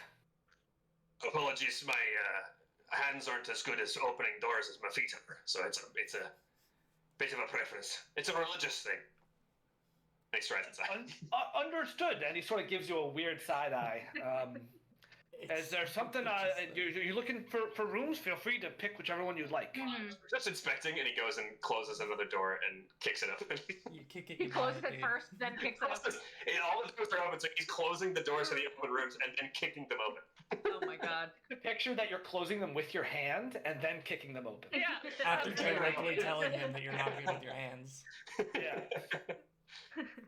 Do all the rooms seem like pretty normal, although out of time? Like all of them seem uniform, or is there like a difference or variation to them? They all seem like boring in rooms. Okay. Okay. And is that all that's up here in this hallway? It's just rooms. There's nothing like on the walls, or there's no like obvious attic Yeah, is latch. there like or... any green slime oozing down the wall or anything? No. The walls there will is ooze none. green slime. Oh, no, wait, The always. The walls lights are will not flicker oozing on green and off, slime. but there will be no one there. Now No, Sparatu. Who might actually appear in this adventure? Who knows? Slinging. There's no hash bringing, no sash ringing, none of that here. That was a deep cut. Wow. All right. And what's Mr. Rafferty doing right now? He's drowning in the flagon of water that he spilled. You choked him with water. He's dying. He's dying 3, but yeah. he appears to be very drunk, and that Livmore is trying to help him, Livmore. make sure he's drinking Livmore, water. yeah. Yeah. Do we move on? Like, what are we doing? I am It convinced seems that as this though is nothing is just here. to be a safe spot. Yeah. A safe haunt. And some Yeah. some information that we can ply him for at a later date. I'm just wondering if we like check out the town more, or if we go straight to the manor. Just go straight to the manor, man. We're here for a job, you know? Well, yeah, let's head to the manor, see if anything catches our attention on the way there, and... Yeah, Ben, you wouldn't happen to have a town map, would you? Don't have a town map. Okay, so we can just go straight to the manor then. Yes. With that, I think we are going to take a brief 5-minute break. We're going to take a short break, be back at 8:39. Don't go anywhere. And then we'll see what these crazy cats get up to as Don't they go continue to I'm a Crazy explore. cat, fox. foxes, and dwarf. I'm a dwarf. Crazy I'm cats, the crazy cat. foxes, dwarves, and Livmores. And we'll see you in 5 minutes. All right. See you later. I'll see you soon. So, yeah.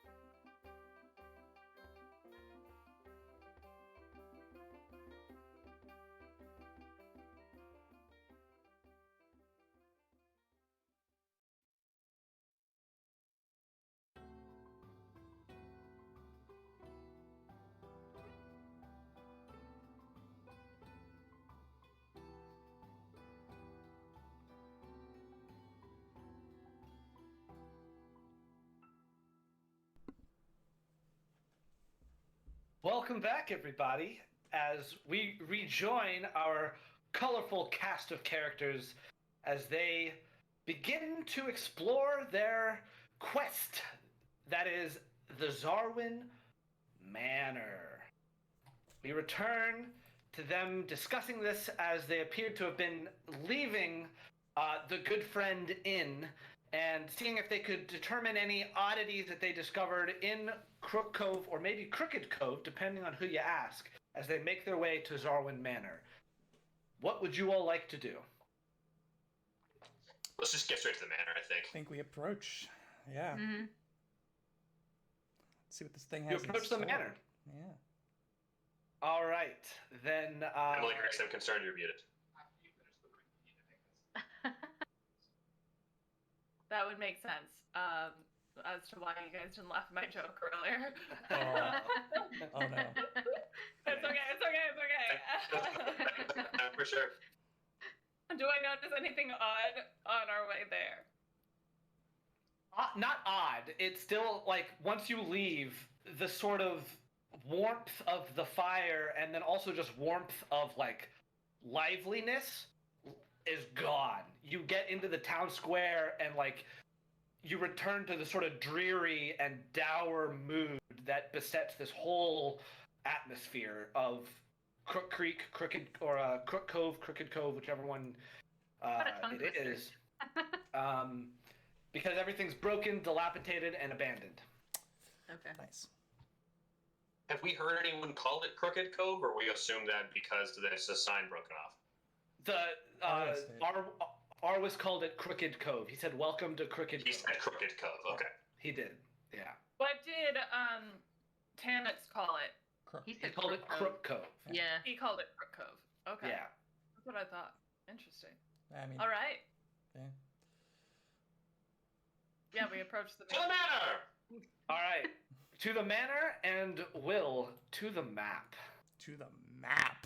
To the manor. Yes. And also, for those viewing at home, I've told my players this.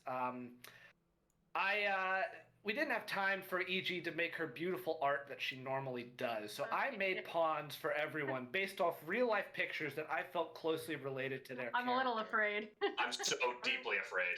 If everyone would please go to like it's the bottom layer, bottom part of the map, close to the right, but not all the way to the right, you will find a revealed section of. Oh my god! Stop! Oh And- no. Oh my gosh! That's the picture I thought it was. Go ahead and enlarge these. Well, actually for a oh my second. gosh.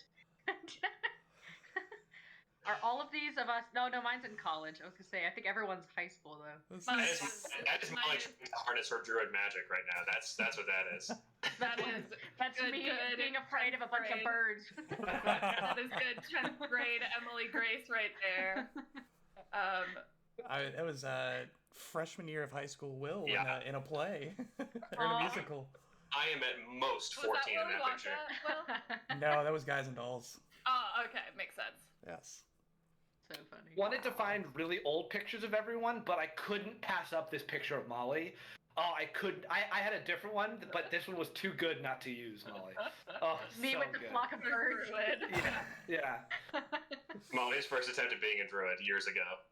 I do really thoroughly appreciate that you chose to use an old picture of me rather than like one of my cosplay pictures of a character that's like Sure, like this. yeah. Yeah, like No, high school theater's the OG Awesome. cosplay. What are you talking about?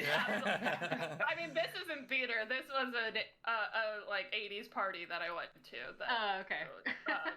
But yeah. I'm sure it's scrolled at least back to 2014 for all these pictures. And Oh, he had of to us. have. Yeah. It was very fun. I think mine's 2016. Skip past every photo, just go straight to 2014. Must have. So, That was great. the overgrown road comes to an end at a pair of rusty, wrought iron gates flanked by two stone pillars.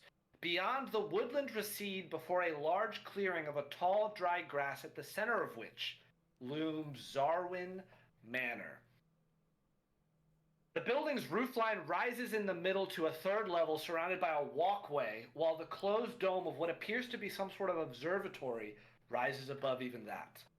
Slate shingles cover the steeply slanted roofs below this central dome, with more rusty ironwork adorning its eaves.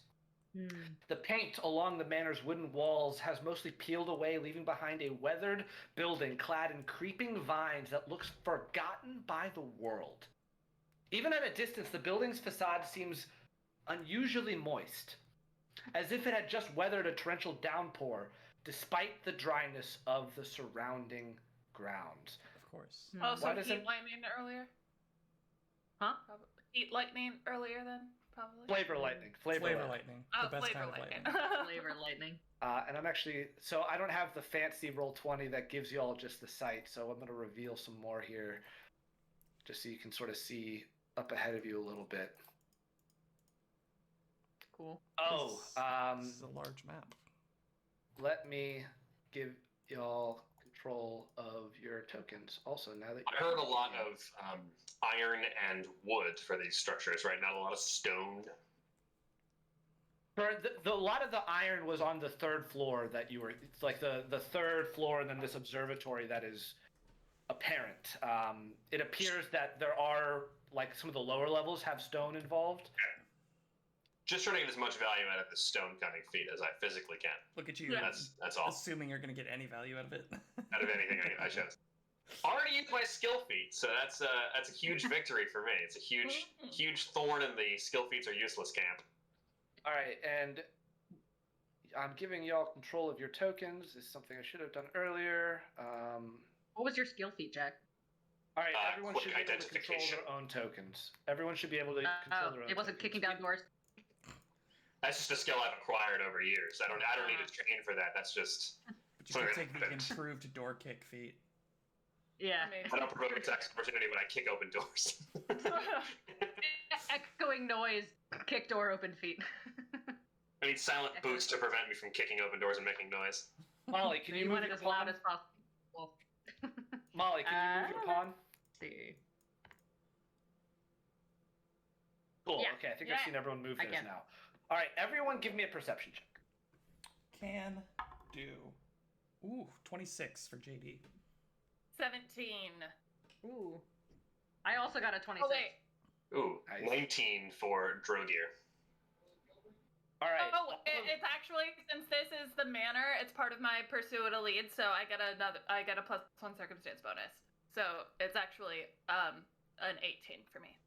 So you're specifically perceiving the manor? Does this not apply to that then? If it's I was just asking for general perception checks of the grounds, everything, the surrounding area.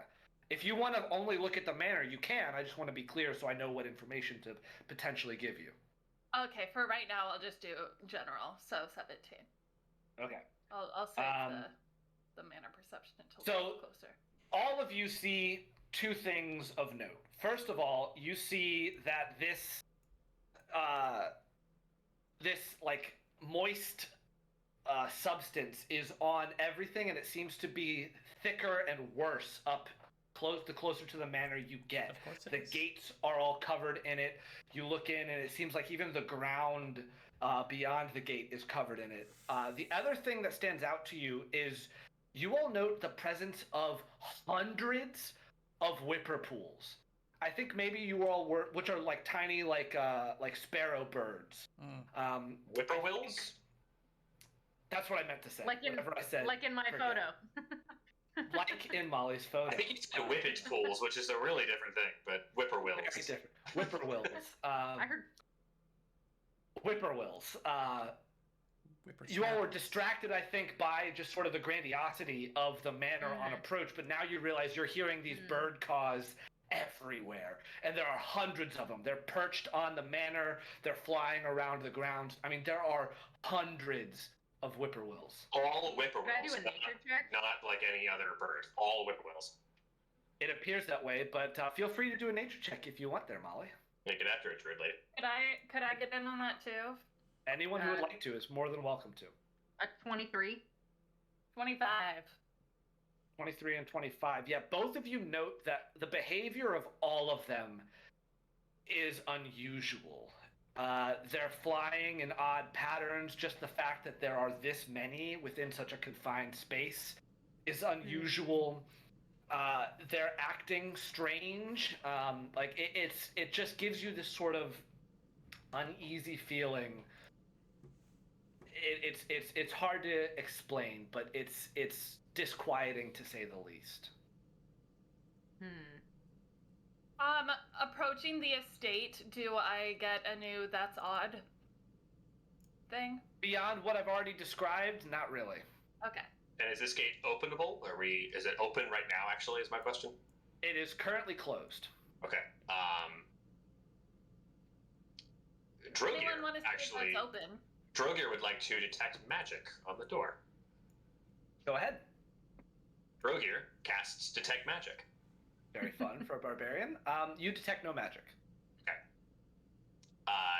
Drogir tries to open the door with whatever mechanism is available. You approach this gate, and you see swaths of moist green grass growing on the stone pillars that flank it to this rusty wrought iron gate.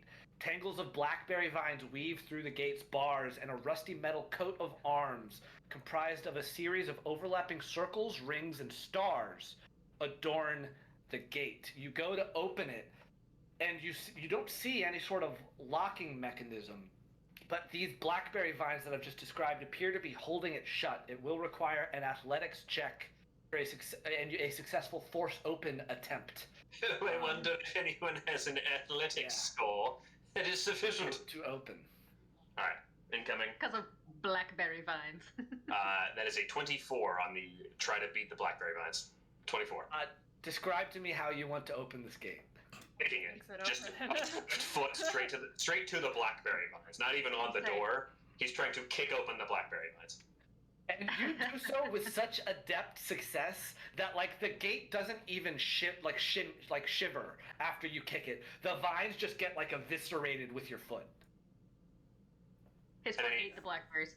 And then he puts his heel into the ground, and then with his toe, he lightly pushes open the gate. And you hear this. All right. The gate opens. Pharaoh hisses. I would like to recall knowledge on that crest. The crest? Yes, feel free. Which is the society? Oh yes, I need to tell you this. That's right, society. Yes. 21. 21. This does not appear to be like a Zarwin crest to you. You can't quite place it, but it has this very astral quality to it. Okay.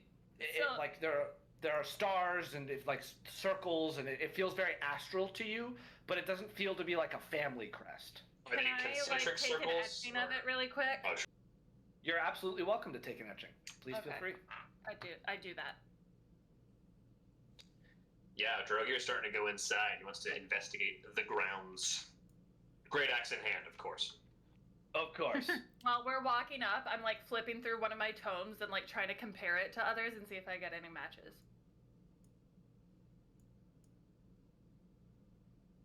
Ooh, big tree.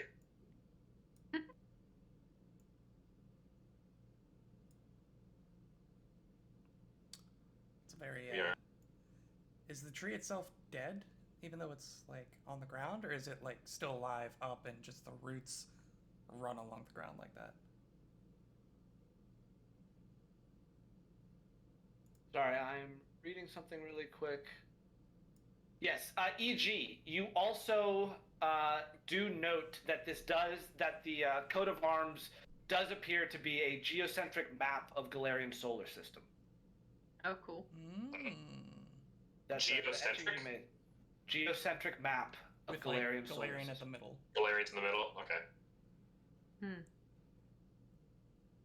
Which is The overgrown not... path leading from the front gate splits into a crossroads. To the north, the path leads directly to the manor's front gate that you all can see. Actually, I'm going to reveal quite a bit here on the map just so you all can get, since it is sort of open grounds here. All right, I've revealed a good portion of it. Hey, is that the If you manor up zoom there? out a little bit, yeah. So to the north there is the manor. To the north, the path leads to the manor's front door, while to the east, it curls around to the manor's side. to the west, the path leads towards a collapsed building to the northwest and an algae-choked pond before winding to the back of the manor.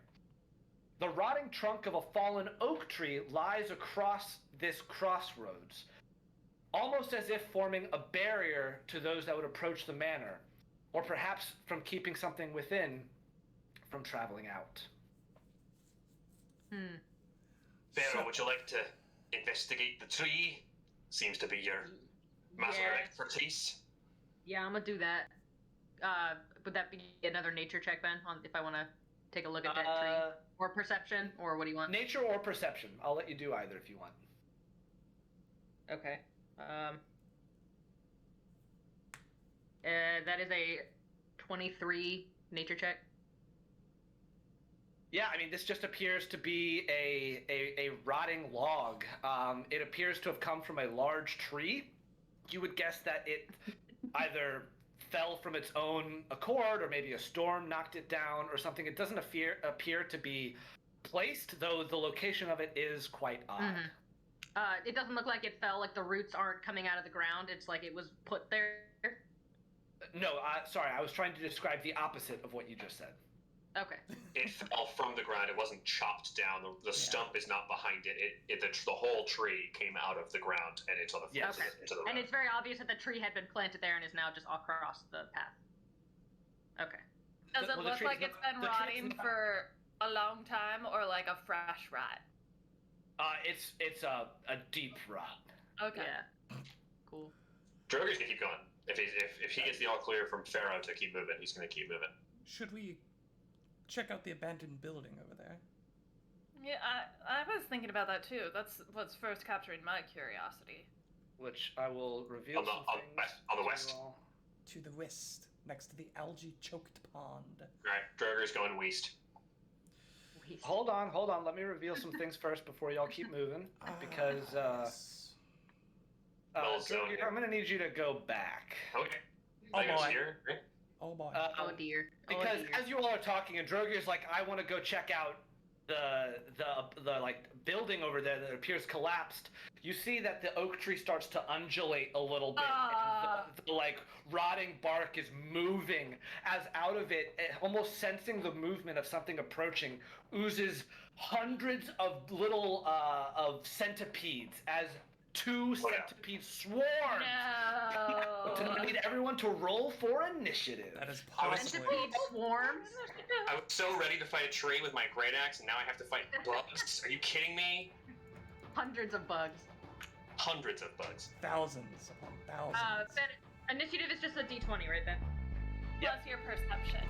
Plus perception. Oh boy. Okay.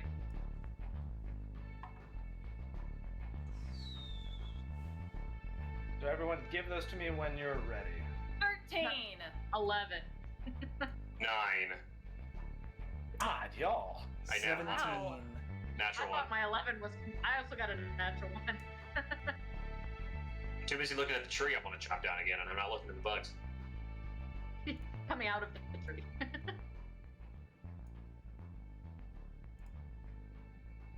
All right, so. So sick. Order. I'm ready. Yeah, y'all have not been rolling well. It's time. We're already cursed by the manor. Don't jinx us. It's time to roll well. Saving it for the combats, dude. Saving it for the combat. Always saving it for the combat. All right, so up first we have one of the swarms that is going to approach. Oh, I should also reveal them on the map. Yeah, I was gonna ask where they are. Yeah. And also because I'm not fancy like Will, and there's no pawn set for this input into Roll20, some of the pawns might look a little wonky, but it is a swarm, a centipede swarm. Do the swarms travel together? Like, are they gonna stick together, or are they gonna be kind of all over the place? They're going to be one coherent creature. You see those now, right? Yes. Okay. They are All right. large, correct? They look like Or are shrimp. they medium? It should be Centipede large. swarms are. Where does it say that? I just thought they were just Swarms are normally medium. It's in the traits on the. If you're on like the PRD, the Archives of Deathless page or anything, it should be in the traits. Oh, they are large, yeah. Oh! Oh no. They come out this way. This first one is going to move, take its first action to move onto Drogir's square. Yep, saw that coming. Sounds about right. Yeah. And then it's going to attempt to bite you. All these little centipedes are going to attempt like crawling up your leg. They're going to start biting out at Drogir. Thanks. Okay.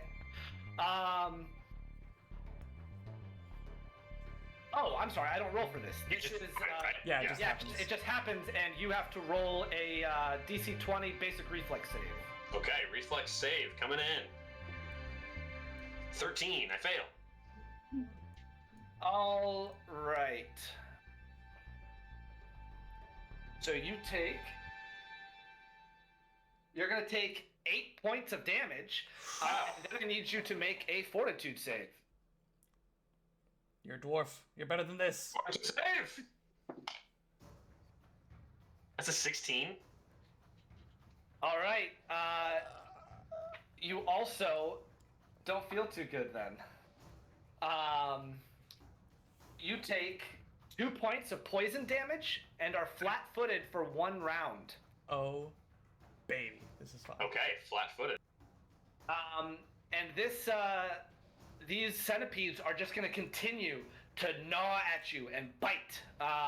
So give me another reflex save. There's my decent roll. 19. All right. You're It's going DC to 20, take. though. You're going to take only 1 point of damage and make another fortitude save.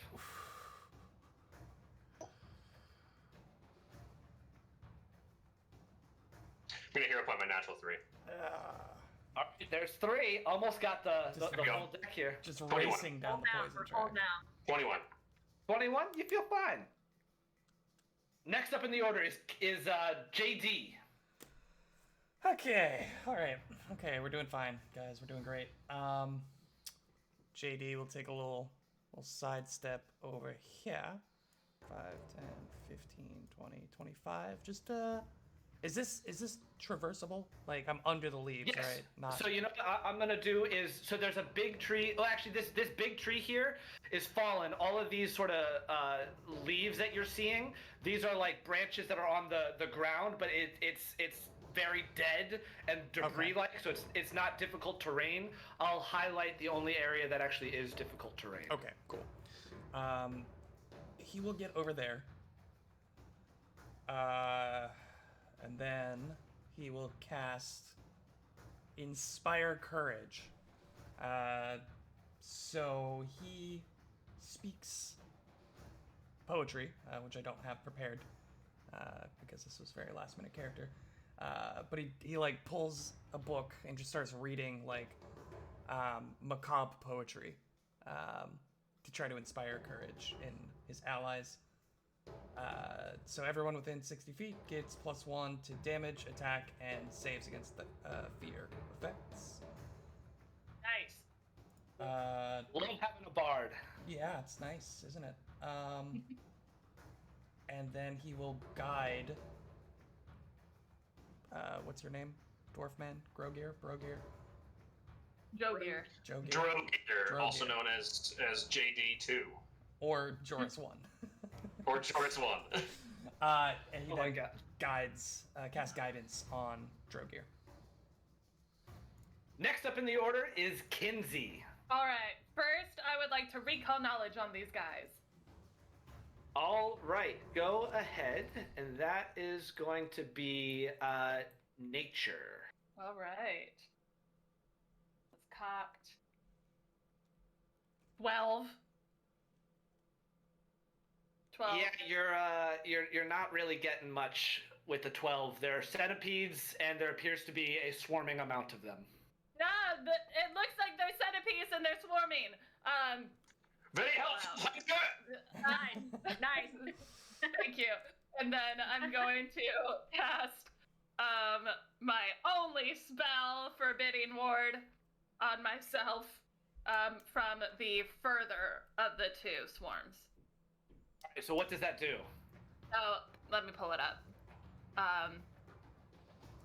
So I target one enemy and one ally, and then I get circumstance bonuses to AC and to attack, I believe. Maybe not the attack. I think it's just the AC from them. Cool. All right. Next up in the order is Pharaoh. That was 3 actions, right, Kinsey? Yes. Yes. Pharaoh, you are up. Alrighty. First thing I'm gonna do here. 1 second.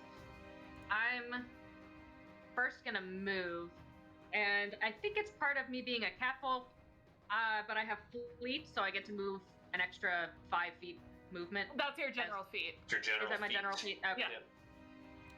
So I have, I have 30 feet. movement. Yeah. 1.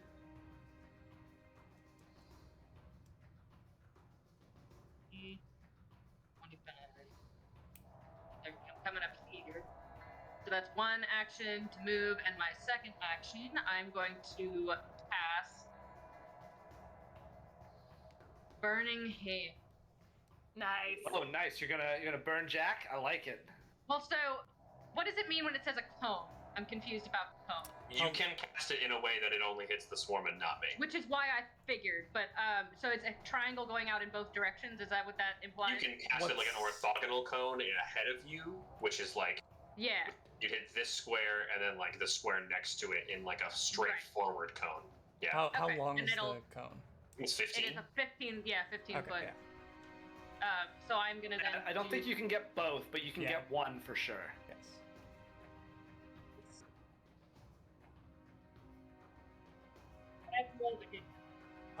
They also have to roll for a reflex save. Which goes first, or does it matter? You don't have to roll to hit. You just roll damage. He has to okay. roll the reflex save. Yeah, you cast the cone exists. You make the cone of fire, and it's on the swarm to deal with Okay, that. gotcha. Reflex save, as all these little bugs are afraid of fire. That's a 19. What am I comparing that to? I don't know what number I'm looking at. Your spell DC, which is 10 plus your spellcasting and attack modifier. Spell Probably. DC is not the same as my. Oh, I see it. Okay. So what What's did your- you get again, Ben? 19. God damn. That's your DC So wait. exactly, right? No, it's 18. So that's a pass. Okay, so it doesn't hit.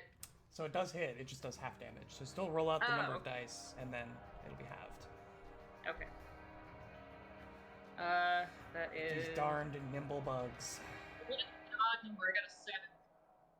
It rounds down, so 3 damage.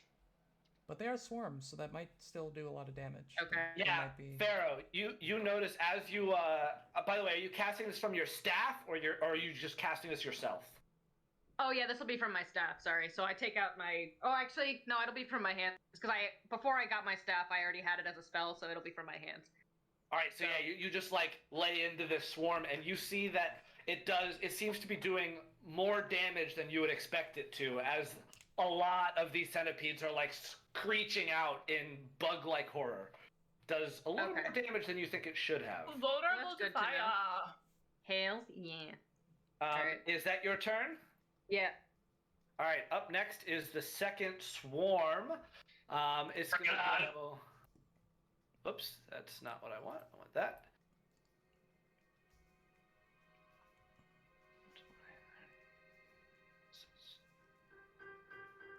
It's going to take 2 moves to get on top of Pharaoh.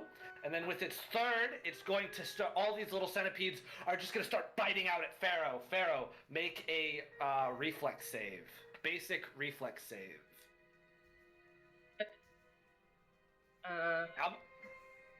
14. 14. All right, that is a failure as you take 6 points of damage as all these little bugs begin nipping at you. And I also need you to make a fortitude save.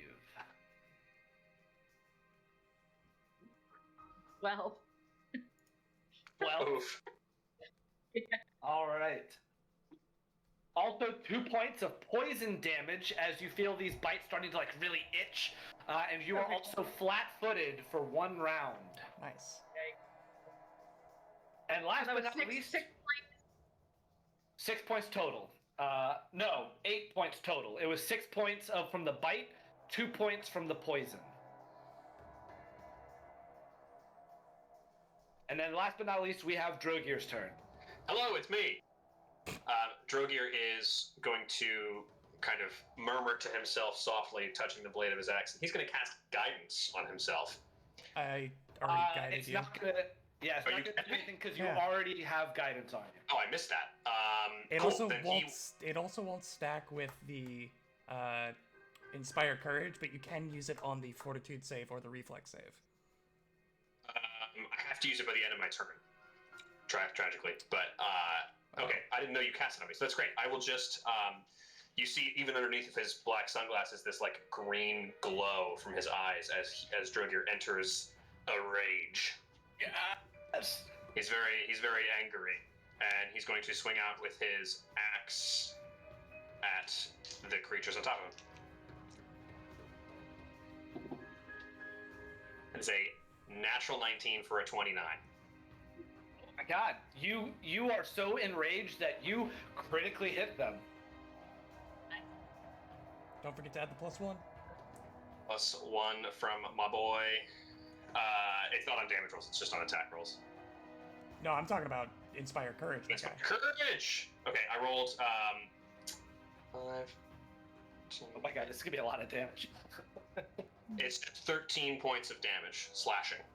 Slashing damage. All right, yeah, you see that as you go, you feel like you really, like you're lining up a really powerful axe hit, and you decimate a lot of them, but it doesn't seem like it's as good as you initially thought it was. Just use the flat side of the axe. And then here comes my guided second attack. Cool. Like he's crushing garlic. Exactly. That is I think a 19 to hit. That hits. Yeah, that's going to be 18 points of slashing damage. How is that more than your crit was? Oh my god. Rolled my lowest. Yeah, you are like slashing out at them, and maybe on your first hit you see that some of it doesn't all go through, so you then just take a big whack like a frying pan, and you destroy what was left of the swarm. Nice. That's Nice. because I forgot to crit my first damage. I just kind of did the normal damage, but that's okay. Worked out. Alright. There's so many things happening at once. That's my turn. That's 3 actions. All right, next up would have been the swarm, but it goes back around to JD's turn. Okay, well, we're just gonna start off by reading another line of macabre poetry to inspire courage. Maybe next time I'll have something prepared. This is the third time my light has fallen off.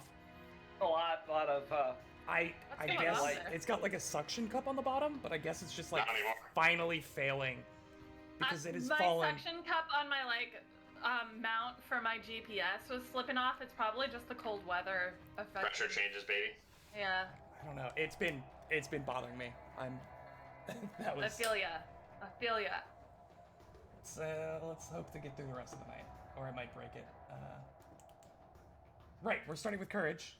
You read some more poetry. You all feel emboldened in Wow, spirit. such pros. Nice. Many cons. He's then going to pick up like a rock with his mind and telekinetic projectile the swarm. Cool. All right. So this is at a 28 to hit. That's a crit. Let's Okay. go. Be sure to double all your damage, unlike me. Yeah, make sure to actually do the crit. Yes. Including Inspire Courage affects you as well. It so does. It does indeed. Yeah. He is indeed his own ally. It's becoming a catchphrase in our stream. You are your own ally. you are your own ally. Let's I'm see. gonna so get that it on a is- t-shirt. That is 4d6 at this level now with the crit. Woo! Plus Wow. 2. As I throw it off the table. 6 on the first one. 2. 5. So that's up to 13. 14, 15, 16 points of bludgeoning damage as this rock just like a bowling pin just hurtles through, like skipping across the ground on these things. Oh yeah, and you are very close to a strike as like a big portion of the centipedes just get obliterated. You said 16 bludgeoning? 18 bludgeoning. 18 bludgeoning. All I right. think so, yeah. Is that your turn? That is the end of my turn. All right, Kinsey comes back around to you. I'd like to devise a stratagem against these centipedes. Oh, how I missed devise a stratagem. I knew those words would hurt, like hit your heart a certain way. But nobody's ever played Investigator on our channel before. Yeah, what investigator do we have? All right. I shall not stand for Forsyth blasphemy. Not in this haunted house. Can you walk me through how I devise a stratagem a little bit? Because like it's confusing wording. Do I add my proficiency bonus to this? Yes. So essentially, instead of strength or dexterity, you just use intelligence as your attack roll, and then basically what it is if it's a good roll, you can then use that roll to attack this turn. If it's a bad roll, you're like, well, I don't think it's smart for me to hit right now, so I'm going to do something else with my other two actions. Cool. So just replace strength or dex with intelligence. Amazing. I love that. Don't forget your +1. Thank you. Okay, so that's an 18 to hit, or it's an 18 for my stratagem devised. So I will then shoot with my crossbow for my second action, or rather, I will draw my crossbow and then shoot with my second and third action using Get him. my devised strike. It seems like a smart idea, and you maybe hit a spot where you saw the telekinetic rock not hit, because it seems like the crossbow bolt like skids on the ground and is able to take out a couple of centipedes. Go ahead and roll me that damage as you do hit. Does precision damage have an effect on these things? Don't think we know. Roll it, and you can find out. I shall roll. So, the reason for this is the strategic strike. For those of you who do not know, it's once I have used devise a stratagem and then make a strike with that, I can add a d6 of precision damage. It's big. All right, 5 piercing and 3 precision. +1 from me. +1. 9 So that would total. be on yeah, okay, so again, you feel like not all of that went through. It wasn't as good of a hit as you thought, but you definitely took out some centipedes. Cool, that's my turn. Cool, that's this thing. Next up is Pharaoh, who is surrounded still by a swarm of centipedes. Pharaoh is going to reach behind his jacket and pull out his. Oh, we lost you the last bit. We lost you for a second there. His what? His what? You might have to hold the microphone out in front of you a little bit, Molly. We're not catching what you're saying. Sorry, is it better like this? Yes. Yes. Yeah. I don't know why it's coming in and out. His what? His staff of fire. Stuff on fire. Ooh. Staff of Okay. fire. Blow him up. And he's going to produce flame. Ooh, all right. What does produce flame do? Small ball of flame appears in the palm of your hand, and you lash out with it. Either you Oh no. You need to hold your mic in front of you as you talk. Why? I didn't have to do this before. Why is it being moved now? It was happening with Jack last week too. Yeah. But I'm attacking with this produce flame. So a fireball. It's a mini fireball. So I think, is this a spell attack? It's a spell or is attack. this a basic thing? Make a spell attack Okay. roll against your target's AC. Yeah. All right. So.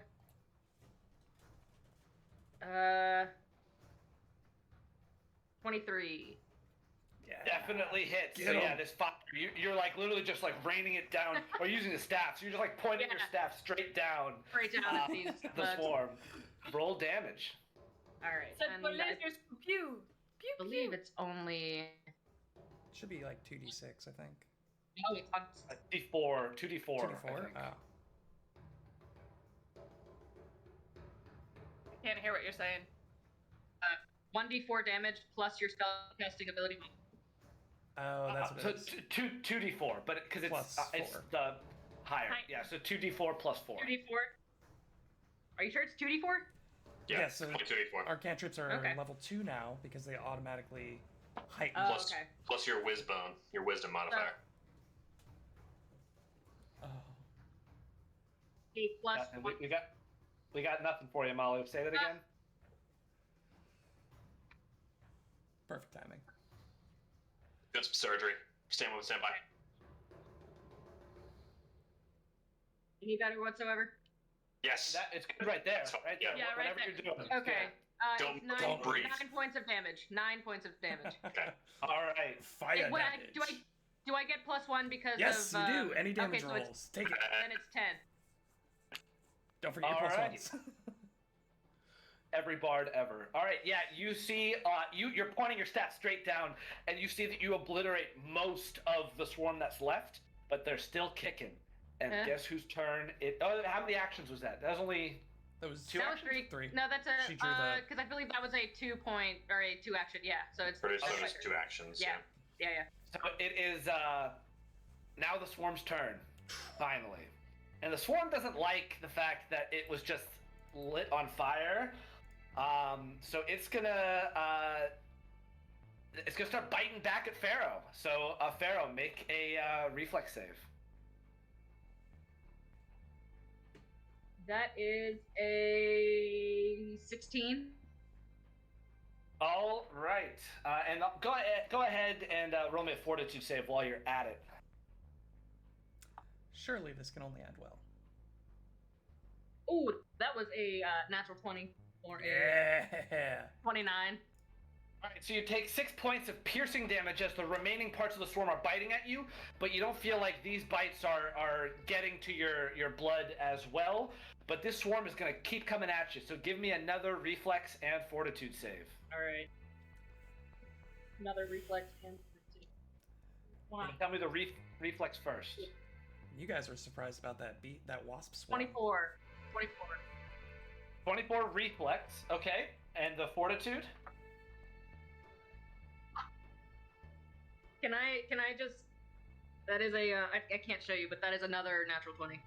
Natural 20. I like wasting your natural 20s on a simple fortitude save. I rolled so bad, but apparently fortitude is what I'm good at. Pharaoh has been Fortitude. slowly You building are up. Not going down. Pharaoh's 2 slowly points building of up. piercing damage as the swarm is still biting at you, but you feel fine otherwise, and it's going to spend its third action doing the same thing. Jeez. So, basic reflex save, and then a fortitude save. How you feeling there, Pharaoh? Not too great. We're gonna figure it out.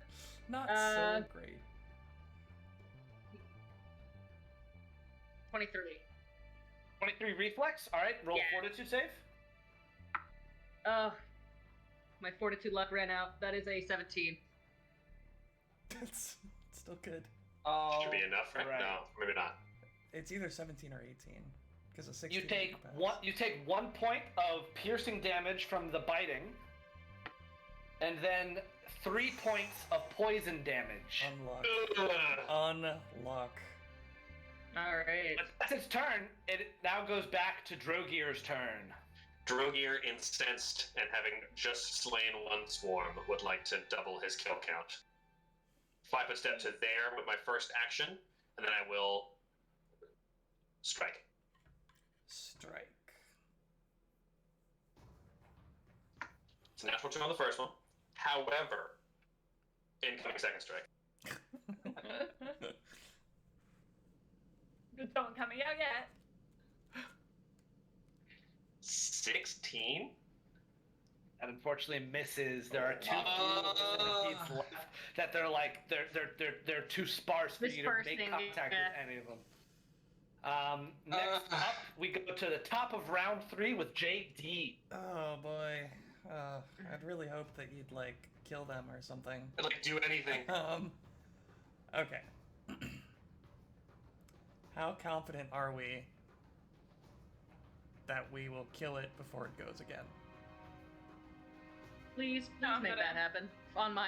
For my sake. Or you could just get out of there. Yeah. First thing I'm gonna do is I will Yeah, I might as well. I will once more inspire courage and grab another rock telekinetically and throw it again. 18? Roll to hit. 18 hits. Okay. Roll that damage. That's 8 points of bludgeoning, maybe. With its exactly remaining hit points, Oh, you thank God. smash down on the remaining centipedes as they all are now dead, and we are out of combat. Woo! Okay. Okay. Are they still poisoned? They must still be poisoned, right? I will run up. I'm like pulling out this healer's kit off of my bandolier. Yeah. And I tell both of them to just like get on the ground, lie down, and I give each of them a what's it called? An antidote, I believe. Drogier does not hear you, and his eyes are still glowing green, and he is chopping at the dead tree with his axe for, I don't know, another 48 seconds or so. While he is doing that, I'm like 2 feet away, like examining the dead bodies of the centipedes and like where they came out of the trunk, like just. Well, what exactly did you do? Was that to me? So I'm giving you an antidote. Basically, if Which you have to does- roll a fortitude save against poisons, it'll give you a +2 on that. Do we want to wait to take that to see if the poison is going to keep affecting us, or? Well, it lasts 6 hours. It's not like a one and done thing. It lasts 6 hours. That's fair enough. And I also brought more than what the guy gave us. So. Okay. But, you know, if we want to hold on to consumables and then never use them, we can do that too. What do you really feel, William? Let's see. I'm looking at my bag of tricks here to see if I have anything. He's like holding it out. He's like, "Here, take this, it'll help." I can see the green. It's dripping off of your legs there. Cool. If you're giving it to me, I'm taking it. Dead or anything? You can roll, well, you've already rolled a recall knowledge. They don't appear to be undead, but that doesn't mean they aren't. But Now they that I'm appear not to in the be... heat of combat, can I roll another recall knowledge on them? No, I'm not gonna let you do that. But they don't. They appear to be like live centipedes. Like you break them apart, they ooze centipede gunk. Yeah. I will say, and I forgot. I apologize for not mentioning this earlier. Some of the damage that Drogier was doing was negative energy damage. Did it look like they absorbed any of that, or he were healed by it, or did it look like I was being extra damage? It looked like that had no effect really. Oh, like it affected it, but like it didn't. A damaging effect, not a healing effect. Yeah. Exactly. Yeah. Right. Yeah. And Drogier will say as much. Are you out of your fit of rage? If about a minute goes by, then yes, I am. Okay. Then he'll hand you one as well. For context to the listening audience, Droger's not a psychopath. Once you rage, you have to rage for a minute. It lasts for a minute, and you cannot voluntarily end it. So he's just chopping this tree for another 8 rounds of combat.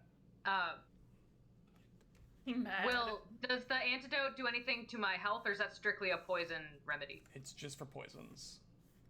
It's for your health. We can take a few minutes and heal if you would like to do so. I can try to treat your wounds. Uh-oh. I would love some of that if you have the time. Do we feel we can spend about 10 minutes, or did we want to keep moving? 10 minutes for the cat girl, and then we can move on. All Cat right, boy. then. Yes, Cat, please. Cat Yes, man. Michael is good Looking, young man. looking. I I'm know. sorry, I'm not versed in the cat folk ways. Yeah, I don't you called know me how a to cat recognize. girl. My apologies, sir. I will be more respectful All in the future. felines are effeminate. He did look rather stocky. I should have assumed. He's like pulling out bandages and some salve and applying it, and it'll take 10 minutes to attempt to treat wounds. 23, so we're in there. Remind me how much treat wounds does, because I don't remember. Is that a D10? 2d8, I think 2d8. flat. Oh, even Yeah, better. 2d8. Unless you're doing the heightened No. check. Guys, 10. I was so close to playing a Shuni. Can you imagine if we had a fox, a cat, and a dog? It's 10 points of healing Yo. for you. Thank you. Yeah. All right. He packs the bag back together, puts it back in his bandolier. Drogir, you sure you didn't want any attention medically? I'll be all right. Ah, well, you're a big, strong man there. What are you trying to say? I'm saying that he seems to want to suffer in his own pain, more so than you. Big, strong man cat. Certainly, the existence of his strength does not detract from the existence of yours. Shall we be on? I collected a sample of the centipedes as well as any of that mucus I could find, just in little like vials. Right. For the west. I know. The whole time you all are doing this, by the way, the birds at the first sounds of like combat, as you guys are casting spells and shouting in rage and uttering macabre poetry, these birds all flew upwards and are now like flying in this weird circle pattern around the manor. All of them. Am I able to do another nature check, or since I already did it on the birds, I can't do it again? I mean, you can do. I'll let you do another one on this. Anyone who would like to is more than welcome to. Change of behavior. Can I do a society? Oh my gosh, stop rolling off. Do these Why birds can't live in a society? You can do a society. Go ahead, Joe. You said a nature check? I got an 18. Nature check. My natural one's not going to tell me anything. I got an 18. Yeah, with an 18, you don't know anything else besides that this is unusual. It's the same thing. Look at these weird birds. How about my adjusted 20 on my society check to identify who the leader, dictator, president, or chancellor of these birds is? They're actually It an appears oligarchy. to be it appears to be some sort of like collective commune where there is no designated leader. They all just sort of act as like an asynchronous like form, True singular democracy. form. Yeah. I want to caw back at them and try to make an intimidation check. Go ahead. 15! 15 intimidation. You start just cawing at these birds, and when you do, like they don't look at you or like come to you or fly away from you. The direction of the circle, though, changes to the other direction when you start cawing at them. So they were flying one way. You start cawing at them. They immediately start flying the opposite direction in the same circle around the manor. I'm actually impressed. I didn't think that would do anything, but no, it had a demonstrable effect. What? Not sure what it means, but it did something. 23 I nature? may have some Tengu blood that I didn't know about. I'm not sure. A 23 nature on the birds? Does that, You get the same thing that I had given to Pharaoh earlier, that they're just acting unusual, which was pretty apparent even without rolling the check. Unfortunately, you don't get any other information from that. Do they have any extra limbs or fingers or anything we should be concerned about? Right. No Right. extra limbs. Or any of them they're- blue. There is a Rafferty to be aware of. There is There a is. Rafferty. My God. Just pulling deep cuts from our Delta Green off-stream campaign. It's fine. I'm gonna look around the ground for loose feathers, see if there's any like damage to them, like or anything. Yeah, go ahead and roll a diseased or perception check. Okay. And then, Another Waluigi's natural moving one. Oof. Tough all day. right, yeah, you're unfortunately, I think, still maybe encapsulated by the centipedes and this tree that anything, like you're looking around for birds, but you're like, keep thinking back to the centipedes, so you're not really finding anything. Yeah, I'm Where a little is- scattered right now. I'm like looking at centipedes. I'm cawing at birds. I'm looking at centipedes. There's something again. else going on there. It's taking me so far. Certainly.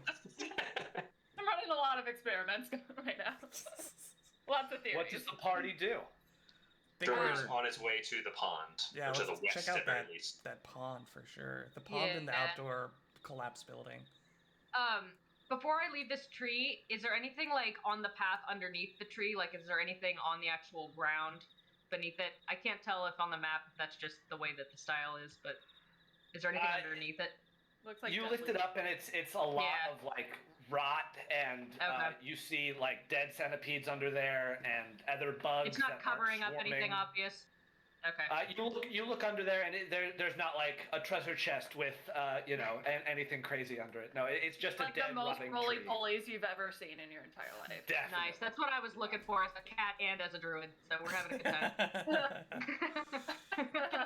That hunter's Just instinct. lifting up a tree. What's the thing they say in The Lion King? What do they call them? Grubs. Grubs, yeah. Grubs. All right, so are y'all making your way to the pond or the building? The path sort of goes to both. Yeah, let's Pond swing by first. the pond Yeah, it's first. on the way. Sounds like the consensus was to go this way first, yeah. Pond Okay. first.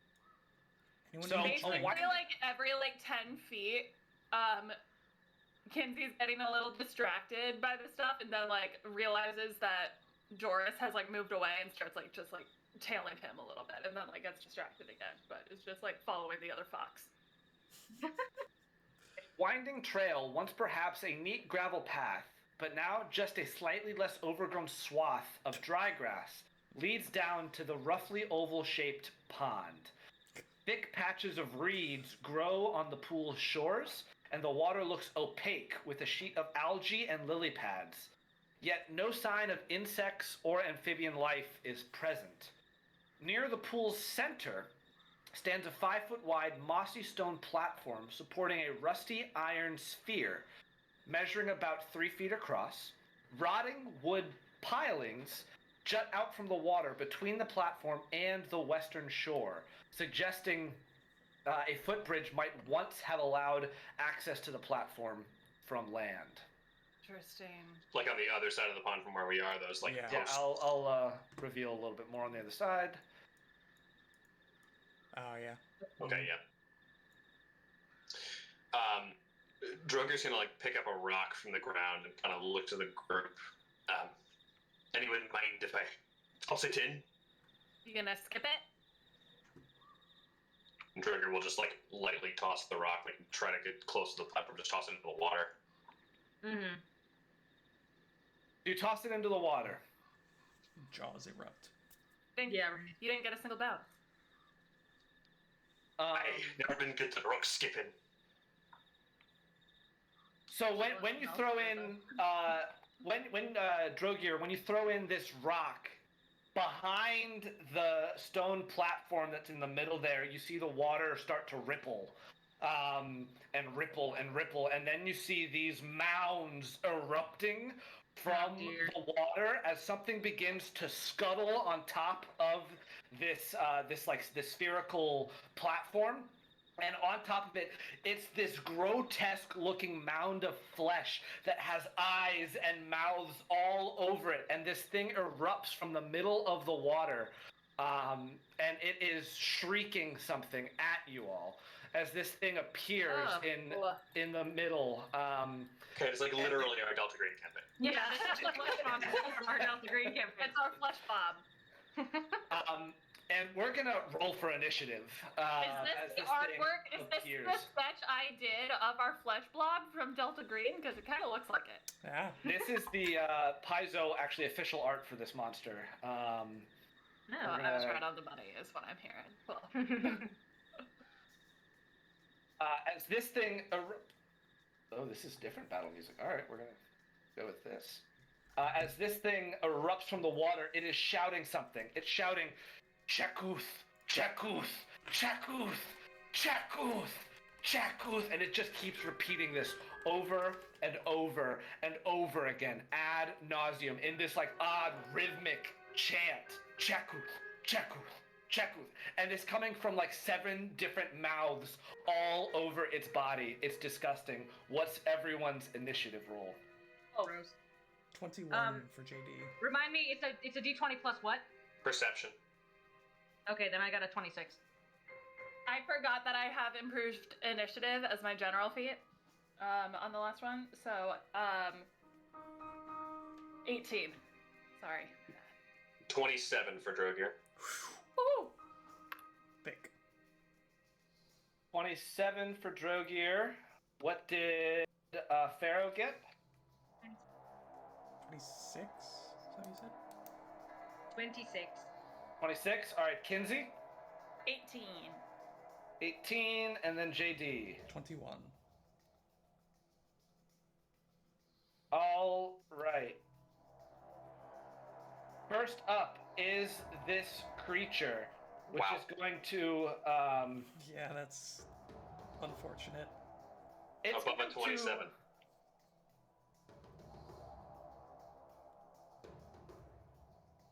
it's going to spend. It's actually just going to spend its turn. It doesn't appear like it's doing much. It feels like it's preparing to do something, but it just continues uttering this chant of Chekuth, Chekuth, Chekuth, Chekuth. But it appears like from the limbs protruding from it, the eyes and the mouths, that it's like preparing to do something. Next up in the order is Drogear. So I can't even delay because it wouldn't do anything. I have no ranged attacks whatsoever. I have no ranged capability. I think Drogear will just cast guidance on his 3 friends 3 times. Sure, you don't want Just to hop turn. in there? Turn to everyone and say, "All right, it looks like it's going to do something. We need to be prepared." You all will have guidance from whatever it is you decide to do on your turns. All right. Next in the order is Pharaoh. Does it cost a action to do a check? If I want to do a nature check on this thing and see what the heck, if I can tell what it is. Yes. Be a It is recall a knowledge. A one one action. action to recall knowledge. However, it would not be nature. Oh, okay. Could I recall knowledge? What would it be? Give me occultism.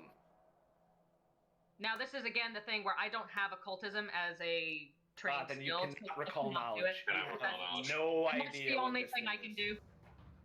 You have no idea what this thing is. Yeah.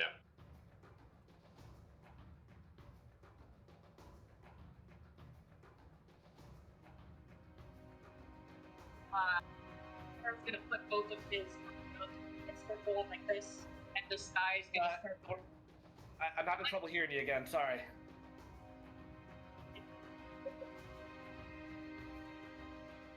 Hello. There you go. There. There he is. Yes. Better. Yes.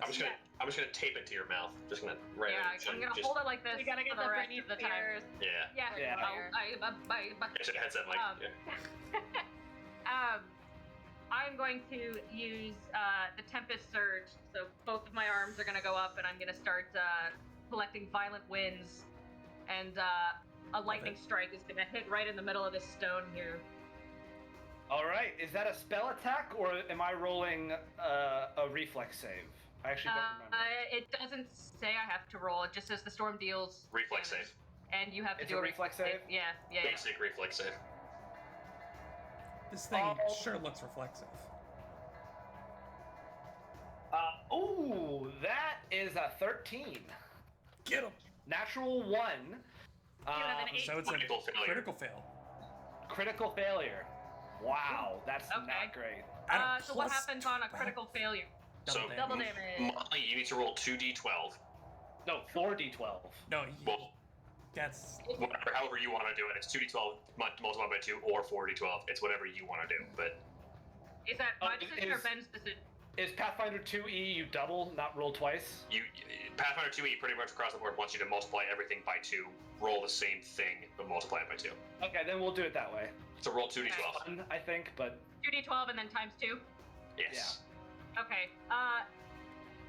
Borderline embarrassing question. This one is the D12, Yes. right? Yes. Okay. Yes, it is. The one with the pentagon face. we were all there at one point. It's okay. Oh, there are pentagons. Look at that. I taught math for like a year. So that is, so I have 2d12 times 2, so that is 18 points of damage. 18 points of damage. I would just Alright. like to read the last sentence of that Tempest Surge on a failure. Do you have it open? I have it open. On a failure, the target is also clumsy 2 for 1 round. Clumsy 2 for 1 round and takes 1 persistent electricity. which I would argue is 2 persistent electricity damage because you critically failed. I'm not sure if that's how it works. That's not no. the persistent works. If the Persistent is persistent. Okay. 1 persistent electricity. All right. Yeah. Wow. So yeah, you shock this thing. This thing, however, is going to respond, and one of its mouths, something like spits out of it, and it's going to spit back at you. At me? Yes. Did Fair have a third action? What was your third action, Molly? That was actually, my first action was going to be recall knowledge, but I don't have any one action things I could This was a prepared action, so Prepared action. yeah. Oh, it's prepared. Okay. He was Or ready. yeah, that's a Ready. Ready to action. Okay. Okay. that's the phrase. Ready to Wait, action. so does that mean you can do it whenever? Yeah. Or When it okay. triggers. There's a trigger. Okay. Does a 27 hit you, Molly? Yes, it does. It is not a crit though. That's a very good thing. As you take 7 acid damage, and please roll a fortitude save. Is it against poison? Because if it is, you get the bonus. This is not poison. Acid. But you are Don't you guided. You're guided, so you get the guidance bonus, which is just +1 to whatever you're going to roll on your additional modifier. That was a reflex or fortitude. You gotta hold the mic. Fortitude. Fortitude save, yeah. Fortitude? Okay. Yeah, fortitude. That is a 27. 27. You feel fine. You feel fine. Feels great. Oh, she was 28 with the +1. Oh, in that case, you don't feel fine. You feel horrible. You feel terrible. You actually feel What's your- better than you did before he hit you with the acid. Crazy. Never would have felt better. Never would have felt better. What is your third action? I honestly don't know if I have any one action spells I can do or recall knowledge, but I can't because I don't have cultism. I think my turn's in. But You could aid? Is that one action to aid? That is an action if you want to aid someone. what does that look like? I don't have that as a. Is that a thing anyone can do? Yes. Anyone can do that. You'll read take it action. if you want. Molly. Yeah. Yeah. You have the spotter and the scout feats and archetypes, correct? Yeah. So Hold on. But that's mostly for stealth and for spotting things. It's not really for. Here, Molly, hold on. Because we're getting close to it, read up on aid if you want, but we're gonna move on. Okay, so if you Okay, want yeah, to that's be fine. aided, My that can turn's be over. action. Yeah. Yeah. That's fine. Feel free to read up on aid, and if something comes to mind, let us know. But otherwise, we're gonna keep Gotcha. moving. It is JD's turn. Okay. He will. By the way, this thing seems very angered that it was struck by lightning, and it is now shouting this word louder and angrier. Akuth still though? Chakuth! Chakuth! Do we happen to know what language it's in? Does Kinsey speak that language? Is it a Oh language? God, what language? What languages do you speak, Kinsey? Common, Infernal, Amaroon, Sylvan, Varisian, Goblin, and Shadow Tongue. You don't speak this language. Drogier also speaks Necrol and Undercommon. Don't speak this language. He will inspire courage. Does a little sonnet, and then will. You are allowed to attempt. You can attempt occultism if you want to try and see if that word means anything to you. Otherwise, unless you speak the language, you're not going to get a whole lot. Can I try to identify the creature? Can I recall knowledge on the creature? Yes, you can do that, which is also going to be occultism. Not undead lore or spirit lore or hunt lore, perchance? Correct, none of those. Okay, just throwing it out there. Occultism. Natural 20 for a 25. All right, it's a gibbering mouther. That's the Yes. creature. Classic. Gibbering mouther is the name of it. Is it not gibbering mouther? I would say gibbering, but to each their own. I'm saying gibbering, and I'm the GM, so It's a gibbering pickle. Instead of gibberish. gibberish. I say gibberish sometimes. Gibbering mouther makes more sense, I guess. Gibbering sounds better, though. I don't know. What do you want to know, Will? Well, I get Everything. 2 pieces of information with my natural 20. You do. We'll go with immunities first. Okay. No immunities. Resistances? No resistances. Yeah, I'll give you something that's useful. How about? Yeah. You do not want to be next to this thing at any point. I didn't before. What does either. it do? If you're next to it. Well, all of these mouths, it's also like a flesh mound, and it can envelop you, and then bad things will happen if you're enveloped. Oh, do you cool. do you become part of it? Join the collective. The centipede. Yeah, this thing, and I'll say that it's don't get near it. It will envelop you, and you'll have a bad time. And with his third action, just gonna walk over here. Do you say what it's no called? particular reason. tell us? Yes. Well, many would call it a gibbering mouther. Some dialects use gibbering. Keep that in mind.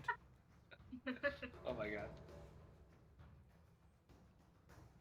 Next up in the order is Kinsey. I would also like to recall knowledge on this gibbering mouther, if I may. Try to get Go some ahead. more info on it. Okay. Occultism. Yes. Correct. Well, actually, if you can, I'll also let you roll Lore Master Lore if you'd like as well. Okay, it's the same as bonus for me, so that's a 25. Same thing that Will got. Tied at 26. 26. Okay, so what do you want to know? I'm vulnerabilities. It appears to be weak to bludgeoning damage. Okay. Weak to bludgeoning damage. Hit it hard. It you hit it. It'll smash it. Smash it. Nice. Hit it. And then I would like to devise a stratagem. Okay. Natural 20. I'm gonna use that. Yeah, go ahead. Yeah. It would be a critical hit. Nice. Sweet. Yeah, I'm gonna shoot it with my crossbow for my third action.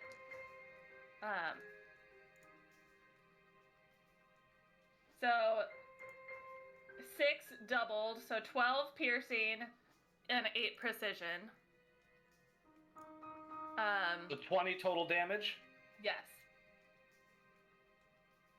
All right. That's my turn. It goes around to its turn. It will start by getting a little shock from it because it was electrocuted last turn. I'm reading what Clumsy does again. Oh yeah, Clumsy's not great. Okay, so it's gonna. It's enraged, so it's gonna take its first turn, and this mound slithers off of this like dais into the water, and you see it swim over. 5, 10 to right there, and with its second action, it is going to bite out at. It's gonna bite. Actually, it's going to. I'm gonna roll for it. Odds, it bites out at Pharaoh. Evens, it bites out at the dwarf. It is even, so it'll bite out at Drogear. Bring it on. Drogear does 16 hit. No. Get out of here with your 16. Drogear, I told you not to get next to it. All right, it is not excited about that, so it's going to attempt again to bite out at you with its many jaws. Do the thing. Get him. Does an 8 hit you? Probably not. So that is. No, that doesn't hit me. That is its turn, and it goes around to Drogear for round 2. Finally. So it's been a minute since we had our last comment. You Yeah, traded I wounds. did That a was 10 minute. Yep. Drogear will enter a rage. Eyes glowing green behind the sunglasses once more, and he will strike out with his great axe. Nice. Green eyes, you say? That is a 27 to hit. Definitely hits. Okay. That is 9 points of slashing damage. All right. Okay. Any other types of damage? Well, it is. That's true. That's a fair point. It is technically 5 points, 6 points of slashing damage, and 3 points of negative energy damage.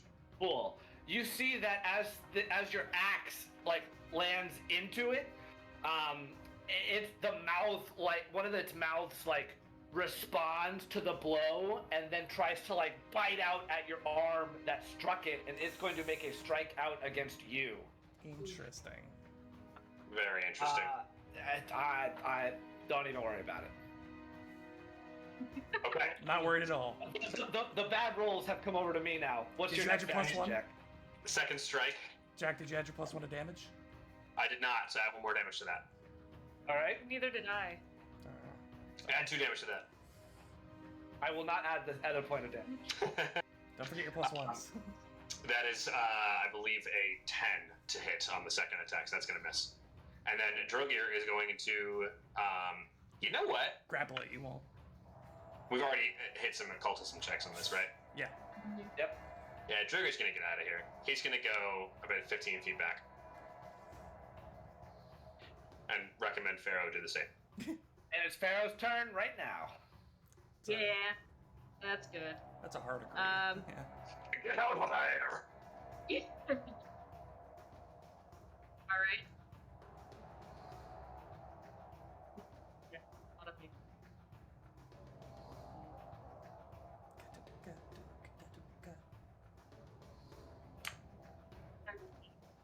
And then Cannot hear you, Pharaoh. Cannot hear you. I was just counting how much movement I did for my first action. Okay, And move then- first action. Yeah, my second action, I'm doing the exact same thing. I'm using the Surge again. Electrocuting it again. I like it. All Yeah. right. Get 'em. So I roll Yep. a reflex save. And I think clumsy affects reflex saves. I think it does. I think it's dex everything, yeah. It's like Oh enfeeble, my but for god. dex. All right. This may be another crit fail. It's not a natural 1. But it's a 12. That's not a crit fail, Not a but crit it's fail. definitely a fail. All right, so that's 2d12 damage. Yes. 2d12. All right. Get him. Ooh, that is Ew. a 9 and a 6. Woof. 15 points of electricity 16. damage. Plus 6. 16. And did you take your 1 persistent on your last turn?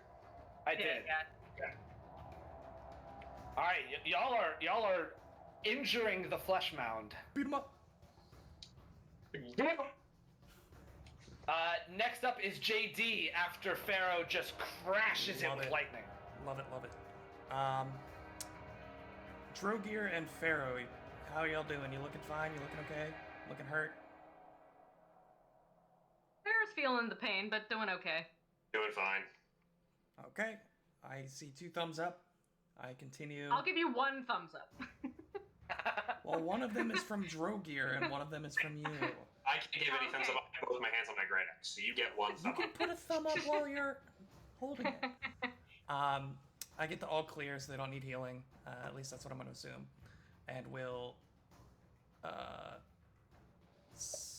You should still be in range there, right? Yeah, Yeah, I was looking I at got Pharaoh, 60 feet on Inspire Courage, so I inspire said courage, and then I will telekinetic said projectile. And this is bludgeoning damage, right? This is bludgeoning or piercing, Bludge Zony. but it didn't have any resistances according to my knowledge check. It's weak to bludgeoning. But We it's can put weak- that Oh, out. it's weak to bludgeoning. Okay. Yeah. Sick. Yeah, I pick up a Pay rock. attention to other people's, William. Why would I do that? They're less important. It's not my turn. Why would I listen? 23 on the hit. So that will be 23 hits. 9 points of bludgeoning.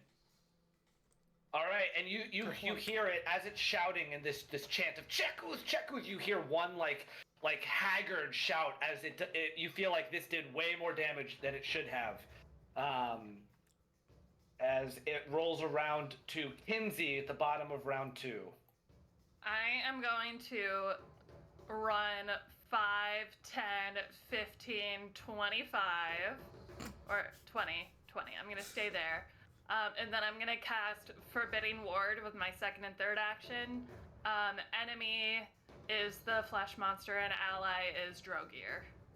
Cool. Okay. So that gives him a +1 circumstance bonus to AC, as well as target enemies, attacks, spells, and other effects. Ooh. Saving throws. Nice. Cool. And that's your turn, yeah? Yeah, that's my turn.